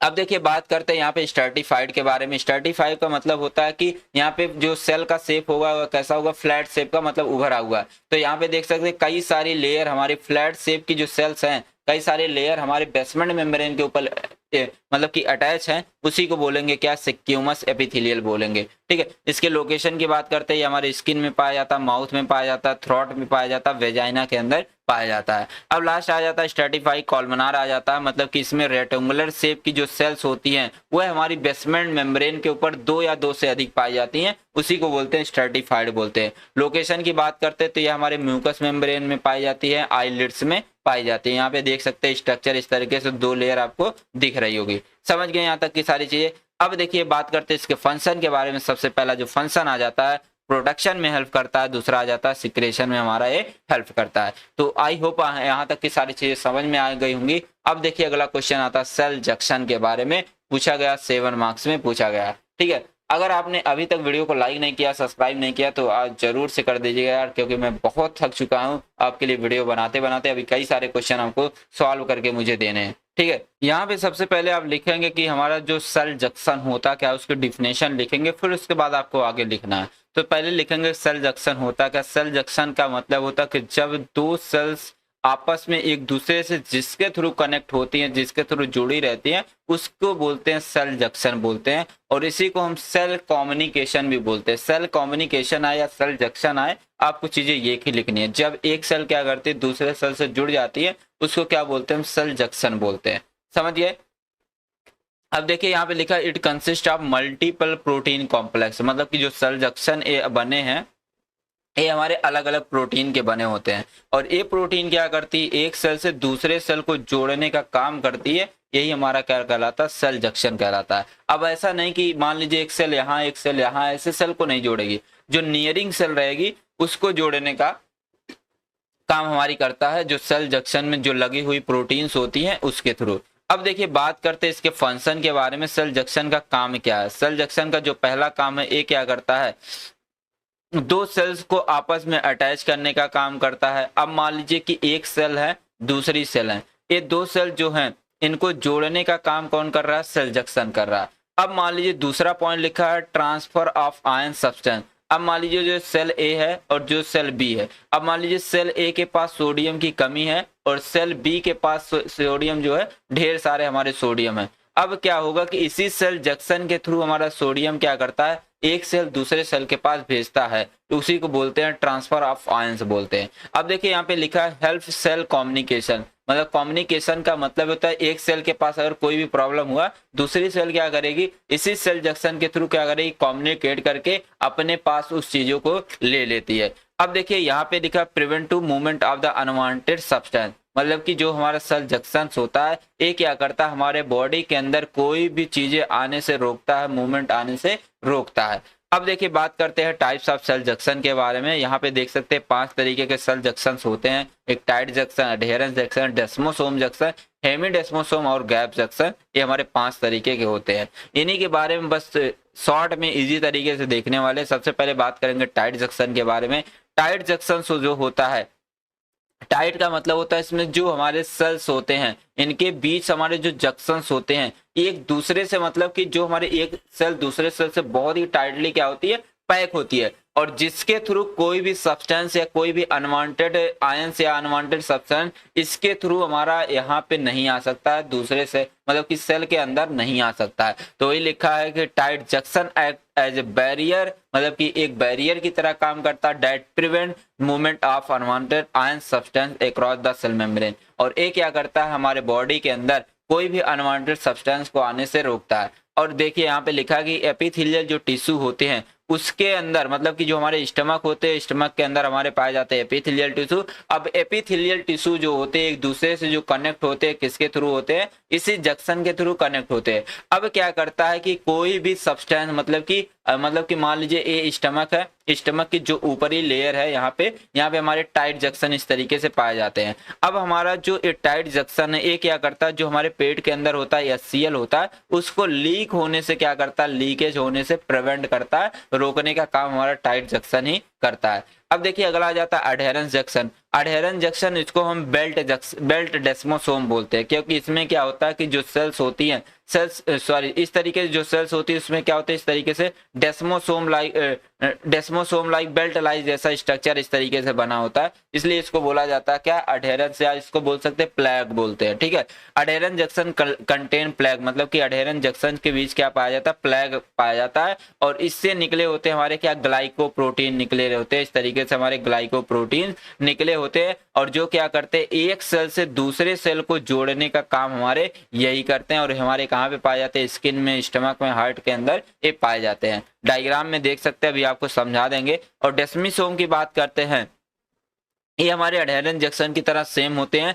लेकिन इसमें हमारे बेल्ट नहीं पाए जाते, बेल्ट जैसा स्ट्रक्चर हमारा नहीं पाया जाता है। और ये हमारे हार्ट के अंदर, हार्ट सेल के अंदर, स्किन सेल के अंदर और इंटेस्टाइन सेल के अंदर पाए जाते हैं। यहाँ पे आप डायग्राम में देख सकते हैं, हमारे यहाँ पे अडहेरेंस जंक्शन दिया गया है, यहाँ पे टाइट जंक्शन दिया गया है, और यहाँ पे हमारे डेस्मोसोम दिए गए हैं। डेस्मोसोम में कोई भी प्लैग लाइक स्ट्रक्चर नहीं दिखता, मतलब मान लीजिए सेल है, सेल के अंदर बस क्या हो गए, इस तरीके से ग्लाइकोप्रोटीन्स निकले होते हैं, ना कि इसके अंदर इस तरीके से प्लैग नहीं रहते हैं। समझ गए। अब बात करते हैं हेमिडेस्मोसोम के बारे में। हेमिडेस्मोसोम जो होते हैं हमारे क्या होते हैं, हाफ डेस्मीसोम होते हैं। ठीक है, हाफ कैरेक्टर इसके अंदर क्या होता है, डेस्मोसोम का होता है। और ये जो होते हैं in this cell attached to the basement membrane, इसमें क्या होती है, सेल जो होती है इसी हेमिडेस्मोसोम के थ्रू एक सेल से दूसरे सेल के बेसमेंट मेम्ब्रेन से जोड़ने का काम हमारा कौन करता है, हेमिडेस्मोसोम जंक्शन करता है। अब लास्ट आ जाता है हमारा गैप जंक्शन आ जाता है। गैप का मतलब हो गया कि इसमें क्या हो गया, मान लीजिए एक सेल होती है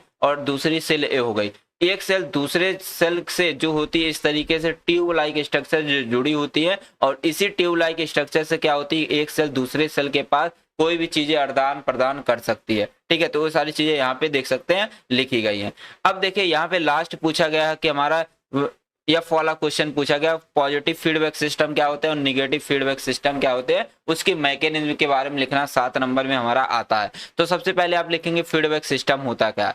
ठीक है, फीडबैक का मतलब होता है कि अगर मान लीजिए कि हमारे बॉडी के अंदर कोई भी चीजें घट गई हैं या कोई भी चीजें बढ़ गई हैं, तो हमारा फीडबैक सिस्टम क्या करता है, उसको मेंटेन करता है। ठीक है, उसको क्या करता है, रेगुलेट करता है, उसी को बोलते हैं फीडबैक सिस्टम। मैंने बोला कि अगर हमारे बॉडी के अंदर कोई भी चीजें बढ़ गई हैं, ठीक है, या कोई भी चीजें घट गई, तो हमारा फीडबैक सिस्टम क्या करेगा, बढ़ी हुई चीजों को क्या करेगा, घटाएगा, और घटी हुई चीजों को क्या करेगा, बढ़ाने करके उसको क्या करेगा, मेंटेन करता है, उसी को बोलते हैं हम फीडबैक सिस्टम बोलते हैं। तो यहाँ पे लिखा when there are any changes take place in internal environment, अगर हमारे बॉडी के इंटरनल इन्वायरमेंट में कोई भी चेंजेस आते हैं, then feedback system takes back into the constant rate और इक्विलिब्रियम स्टेट। इसके कहने का मतलब होता है अगर हमारे बॉडी के इंटरनल इन्वायरमेंट में कोई भी चेंजेस होते हैं, तो फीडबैक सिस्टम क्या करता है, उसको नॉर्मल स्टेट में या कांस्टेंट स्टेट में या इक्विलिब्रियम स्टेट में, इक्वल स्टेट में लाने का काम करता है, वही कहलाता है फीडबैक सिस्टम। जैसे आप देखते होंगे कि कभी कभी क्या होता है कि हम जब धूप में जाते हैं, तो हमारा जो होता है,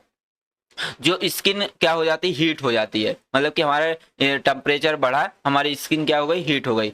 हीट होगी तो तुरंत हमारा हाइपोथैलेमस एक्टिवेट होगा। हाइपोथैलेमस तुरंत क्या करता है, मैसेज भेजता है हमारे जो टीआरसी मतलब कि टेम्परेचर रेगुलेशन सेंटर जो हमारे ब्रेन में पाया जाता है इसके पास भेजेगा। अब ये क्या करता है, स्टिमुलेट मतलब जगाने का काम किसको करता है, सोएट ग्लैंड को पास, सोएट ग्लैंड को जगा देगा, कहेगा भैया तुम क्या निकालो, स्वेटिंग करो। और इस स्वेटिंग की वजह से जो हमारे बॉडी का बढ़ा हुआ टेम्परेचर था वो क्या हो जाएगा, धीरे धीरे नॉर्मल हो जाएगा। तो यहाँ पे देख सकते हैं हमारे बॉडी का क्या हुआ, टेम्परेचर बढ़ा, हमारा जो फीडबैक सिस्टम क्या किया, उसको घटा करके नॉर्मल स्टेज पे कैसे लाया, स्वेटिंग करा करके लाया। तो ये हमारा होता है फीडबैक सिस्टम होता है। एग्जाम्पल यहाँ पे दोनों एग्जाम्पल आप लिख सकते हैं, समझ गए। अब देखिए बात करते हैं, हमारा फीडबैक सिस्टम दो तरीके का होता है, एक हमारा पॉजिटिव फीडबैक सिस्टम होता है, एक निगेटिव फीडबैक सिस्टम होता है। और एचएपी जब भी करे आप एग्जाम से बना करके ही आए तभी आपको नंबर मिलने वाले। यहाँ पे सबसे पहले बात करते हैं पॉजिटिव फीडबैक सिस्टम के बारे में। पॉजिटिव फीडबैक सिस्टम का मतलब होता है अगर हमारे बॉडी के अंदर कोई भी चीजें घट गई, किसी भी चीज की मात्रा घट गई है, तो हमारा पॉजिटिव फीडबैक सिस्टम क्या करेगा, उसको बढ़ा करके नॉर्मल स्टेट पे लाएगा। उसको बोलते हैं हम क्या, पॉजिटिव फीडबैक सिस्टम को बोलते हैं। अब देखिए एग्जांपल समझिएगा, यहाँ पे सारी डिफिनेशन लिखी गई, यहाँ पे देख के लिख सकते हैं। जैसे जैसे मैं बता रहा हूँ वैसे वैसे ही लैंग्वेज में मैंने कन्वर्ट करके लिखी है। अब देखिए मैं बात कर रहा हूँ इसके एग्जाम्पल की बात करूं, जैसे मान लीजिए कि ए यूट्रस है मान लीजिए, या इस यूट्रस के अंदर क्या कोई बेबी क्या है इस तरीके से यहाँ पे पल रहा है, ठीक है। अब बच्चा ये क्या होने वाला, पैदा होने वाला है। अब मान लीजिए कि यहाँ पे हमारे बॉडी के अंदर क्या होता है कि ये जो मतलब कि जो सर्विक्स वाली एरिया रहती है ये हमारी कॉन्ट्रैक्ट हो जाती है, पतली हो जाती है, तो बच्चा आसानी से बाहर नहीं निकल पाता। तुरंत हमारा क्या होगा, मतलब कि हमारे बॉडी के अंदर क्या हुआ, ऑक्सीटोसिन एक हार्मोन्स होता है, इसकी अमाउंट जैसे ही घटा तुरंत क्या होगा कि हमारा जो हाइपोथैलेमस है वो एक्टिवेट हो जाएगा, ठीक है, एक्टिवेट हो जाएगा। और वो क्या करेगा, मैसेज भेजेगा, हमारे ओवरी के पास भेजता है। अब ओवरी क्या करती है, ओवरी निकालती है क्या, निकालेगी अपने अंदर से ऑक्सीटोसिन निकालेगी। मतलब कि हमारा जैसे हमारे बॉडी के अंदर ऑक्सीटोसिन घटा तुरंत हमारा कौन एक्टिवेट हुआ, हमारा पॉजिटिव फीडबैक सिस्टम एक्टिवेट हुआ और इस घटे हुए ऑक्सीटोसिन को बढ़ा दिया और जिससे आसानी से हमारा बेबी पैदा हो गया। तो इस तरीके से सारी चीजें यहाँ पे लिखी गई हैं, ठीक है, देख के लिख सकते हैं। अब बात करते हैं क्या, निगेटिव फीडबैक सिस्टम के बारे में। निगेटिव का मतलब पॉजिटिव का उल्टा होता है। निगेटिव का मतलब होता है अगर हमारे बॉडी के अंदर कोई भी चीजें बढ़ गई हैं तो हमारे निगेटिव फीडबैक सिस्टम उसको क्या करेगा, घटा करके नॉर्मल पे लाएगा। उसको बोलते हैं हम निगेटिव फीडबैक सिस्टम बोलेंगे। जैसे मान लीजिए हमारे बॉडी के अंदर बॉडी टेम्परेचर क्या हुआ, बढ़ गया। अब हमारा निगेटिव फीडबैक सिस्टम एक्टिवेट हो जाएगा और इस बढ़े हुए टेम्परेचर को क्या करेगा, नॉर्मल करेगा। अब देखिए नॉर्मल कैसे करता है, मैंने बोला कि जैसे हमारे बॉडी का टेम्परेचर बढ़ा तुरंत हमारा क्या हो जाएगा, जो स्किन है वो हमारी हीट हो जाएगी, गर्म हो जाती है, आपको पता है। तुरंत हमारा हाइपोथैलेमस एक्टिवेट हो जाएगा। अब जैसे ही हमारा हाइपोथैलेमस एक्टिवेट होगा अब ये मैसेज भेजता है किसके पास, टीआरसी मतलब कि टेम्परेचर रेगुलेशन सेंटर के पास भेजेगा। अब टीआरसी किसको एक्टिवेट करती है, हमारी जो स्वेट ग्लैंड होती है, मतलब जो पसीना निकालने वाली ग्रंथियां होती है उसको एक्टिवेट कर देगा। अब जैसे एक्टिवेट होगा मतलब कि ये क्या करेगा, तुरंत स्वेटिंग करने लगेगा, पसीना निकालने लगेगा। अब आपको पता है कि अगर पसीना निकलेगा, जैसे आप डॉक्टर बोलते हैं जब बुखार रहता है कहते हैं खूब रजाई ओढ़ के सो जाओ।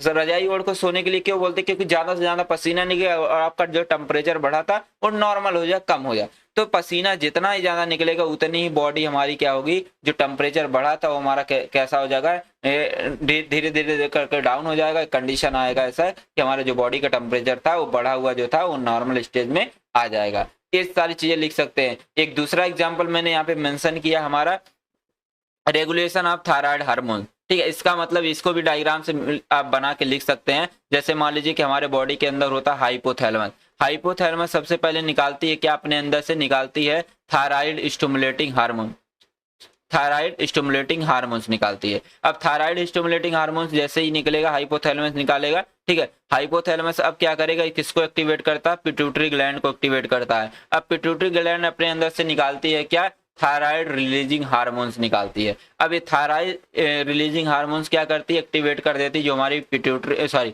जो हमारी थायराइड ग्लैंड होती है उसको क्या करेगी, एक्टिवेट कर देगी। अब थायराइड ग्लैंड अपने अंदर से क्या निकालती है, थायरॉक्सिन निकालती है। अब मान लीजिए किसी कारणवश हमारे बॉडी के अंदर जो थायरॉक्सिन बढ़ गया, ठीक है, मतलब कि हमें क्या हो गया, हमारे बॉडी के अंदर कई सारे प्रॉब्लम्स होने लगेंगे। तो हमारा जो नेगेटिव फीडबैक सिस्टम क्या हो जाएगा, एक्टिवेट हो जाएगा। मतलब सबसे पहले मैसेज भेजेगा थायराइड के पास, थायराइड से बोलेगा भैया तुम अपने अंदर से जो थायराइड रिलीजिंग हार्मोन्स को निकालना कम कर दो, क्योंकि हमारे बॉडी के अंदर पहले से ही जो थायरॉक्सिन हार्मोन्स है ये हमारे बॉडी के अंदर है। तुरंत अब क्या करेगा, जो थायराइड है मैसेज भेजेगा, किसके पास भेजेगा, हाइपोथैलेमस से। हाइपोथैलेमस से बोलेगा भैया नेगेटिव फीडबैक सिस्टम, मतलब कि बोलेगा कि भैया हमारे अंदर पहले से थायरॉक्सिन हार्मोन्स है, आप स्टिमुलेटिंग हार्मोन्स ना निकालो, क्योंकि जब आप स्टिमुलेट होते हो तो जो थायराइड अपने अंदर से रिलीजिंग हार्मोन्स निकालती है और एयर रिलीजिंग हार्मोन्स क्या करवाती है, थायरॉक्सिन निकालती है। इसके कहने का मतलब होता है जैसे हमारे बॉडी के अंदर थायराइड की मात्रा बढ़ी, तुरंत हमारा जो निगेटिव फीडबैक सिस्टम एक्टिवेट हो गया और उसको क्या किया, नॉर्मल पे लाने का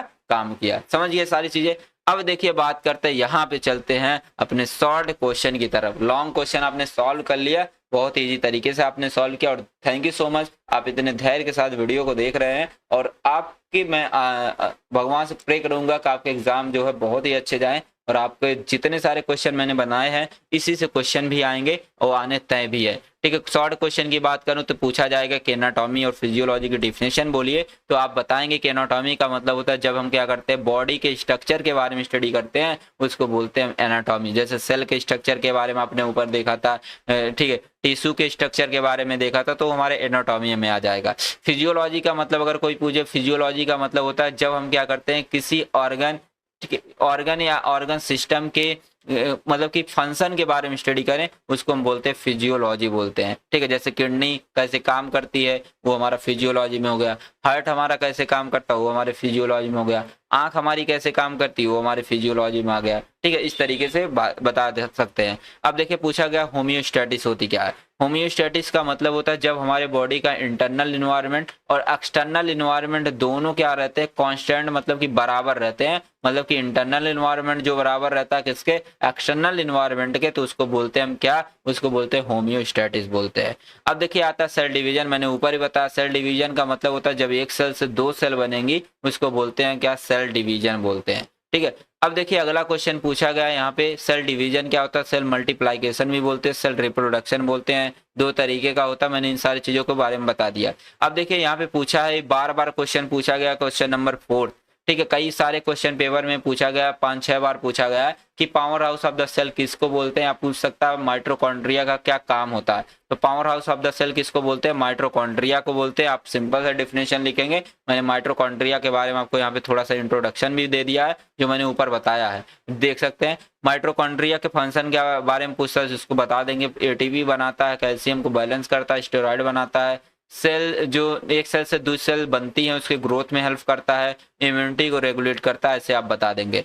अब देखिए अगला क्वेश्चन पूछा गया कि जो स्मूथ एंडोप्लाज्मिक रेटिकुलम होता है इसका काम क्या होता है, इसका रोल क्या होता है। तो आप सिंपल सा बताएंगे स्मूथ एंडोप्लाज्मिक रेटिकुलम है, मतलब इसके ऊपर हमारा कोई भी राइबोसोम नहीं पाया जाएगा, और जिसके ऊपर राइबोसोम नहीं पाए जाते वो क्या होते हैं, वो बनाते हैं लिपिड बनाते हैं, स्टेरॉइड बनाते हैं, हार्मोन्स बनाते हैं और कोलेस्ट्रॉल बनाते हैं। तो ये सारी चीजें लिख देंगे। और कभी कभी पूछ लिया जाएगा रफ एंडोप्लाज्मिक रेटिकुलम के बारे में, मतलब इसके ऊपर राइबोसोम होते हैं और ये क्या बनाएगा, और जिसके ऊपर राइबोसोम होते हैं वो क्या बनाते हैं, हमारे बनाते हैं प्रोटीन बनाते हैं। आप सिंपल तरीके से बता देंगे। अब अगर कोई पूछता है कि गोल्जी बॉडीज का क्या फिजियोलॉजी होता है, तो आप बताएंगे ये क्या करता है, फिजियोलॉजी मतलब ये काम क्या होता है, ये क्या करता है कि जो भी हमारे प्रोटीन रहते हैं, प्रोटीन राइबोसोम ने बनाया, अब राइबोसोम को प्रोटीन मतलब जो राइबोसोम ने मान लो कि प्रोटीन बनाया, अब प्रोटीन को कौन पकड़ लेता है, हमारा पकड़ लेता है हमारा एंडोप्लाज्मिक रेटिकुलम। अब इस एंडोप्लाज्मिक रेटिकुलम मतलब ये एंडोप्लाज्मिक रेटिकुलम क्या करता है, प्रोटीन को भेज देता है कहाँ पे,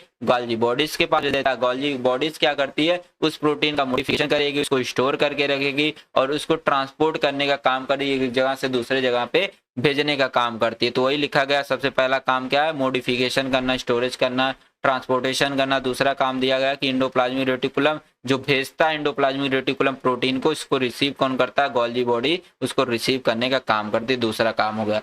अब देखिए 7वां क्वेश्चन पूछा गया कि हमारा राइबोसोम का क्या काम होता है, फंक्शन ऑफ राइबोसोम। तो आप बता देंगे कि राइबोसोम क्या बनाता है, प्रोटीन, और इसको प्रोटीन की फैक्ट्री बोलते हैं। अब देखिए 2 नंबर में पूछा गया कि सेल का डायग्राम कैसे बनाना, तो इस तरीके से आप छापेंगे, मैंने उसके बारे में ऊपर डिटेल में बता दिया गया। अब देखिए पूछता है कनेक्टिव टिश्यू का क्लासिफिकेशन बताइए, तो आप बता देंगे क्लासिफिकेशन जो होता है तीन तरीके का होता है, एक हमारा लूज कनेक्टिव टिश्यू, दूसरा आता है डेंस कनेक्टिव टिश्यू, तीसरा आता है स्पेशलाइज्ड कनेक्टिव टिश्यू। इसके बारे में मैंने डिटेल में वीडियो भी बनाई है, ट्रिक के साथ मैंने वीडियो बनाई, तो जाकर ट्रिक वाला वीडियो जरूर से देख लिया, बहुत हंसी आने वाली है। ठीक है, एरोलर टिश्यू इसमें आ जाते हैं, टिश्यू आ जाते हैं, टिश्यू आ जाते हैं। इसमें डेंस रेगुलर और डेंस इरेगुलर आ जाते हैं। इसमें हमारे कार्टिलेज बोन्स और हमारे ब्लड आ जाते हैं।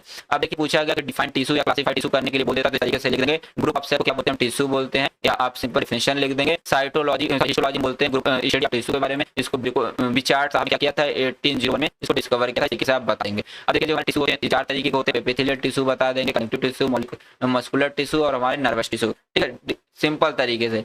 अब देखिए एग्जाम में पूछा गया कि सजाइटियल और पैरासजाइटियल में क्या डिफरेंस है, बहुत बार क्वेश्चन पूछा गया है। ठीक है, सजाइटियल का मतलब जैसे मान लो कि ये कोई हमारा, ये मान लो कि हर्ट है, ये क्या है, हर्ट है। अब अगर हर्ट को हम पूरे बीच से काटते हैं, मतलब कि दोनों साइड, मान लीजिए हर्ट है, हर्ट को मैं पूरे बीच से काटा, मतलब कि एक लेफ्ट वाला भी बराबर है, राइट साइड वाला दोनों हिस्सा बराबर है, उसको बोलते हैं हम सजाइटियल बोलते हैं। और पैरासजाइटियल का मतलब होता है कि एक हिस्सा, ए वाला हिस्सा क्या हो गया, राइट वाला बड़ा हो गया, लेफ्ट वाला थोड़ा छोटा हो गया, तो उसको क्या बोलते हैं, पैरासजाइटियल। मतलब कि जब किसी भी चीज को हम काटते हैं तो बराबर सेक्शन में, मतलब कि लेफ्ट और राइट दोनों सेक्शन बराबर बढ़ता है, तो उसको बोलते हैं सजाइटियल बोलेंगे। और पैरासजाइटियल उसको बोलेंगे जिसमें एक हिस्सा हमारा छोटा, एक हिस्सा बड़ा, उसको बोलते हैं पैरासजाइटियल बोलते हैं। ठीक है, अब देखिए अगला पूछा गया कैटाबॉलिज्म एनाबॉलिज्म क्या होता है, 2 नंबर में पूछा गया है। तो कैटाबॉलिज्म का मतलब आप सिंपल से बताएंगे, जब हमारा क्या होता है कि बड़ा मॉलिक्यूल्स किसी छोटे मॉलिक्यूल्स में टूट जाता है, तो उसको क्या बोलते हैं, कैटाबॉलिज्म बोलते हैं। और आप एनाबॉलिज्म में बताएंगे, जब हमारा कोई छोटा मॉलिक्यूल्स हमारा मिलके क्या बनाता है, कोई बड़ा मॉलिक्यूल्स बनाता है, उसको बोलेंगे एनाबॉलिज्म में। ठीक है, जैसे हमारे कैटाबॉलिज्म में हमारा हो गया, मैंने बोला कि कोई बड़ा मॉलिक्यूल्स छोटे में कन्वर्ट होगा, इसको बोलेंगे कैटाबॉलिज्म। जैसे मान लीजिए कि हमारा कोई है प्रोटीन है, अब प्रोटीन किस में कन्वर्ट हो जाती है, छोटे मॉलिक्यूल्स, मतलब हो गए एमिनो एसिड।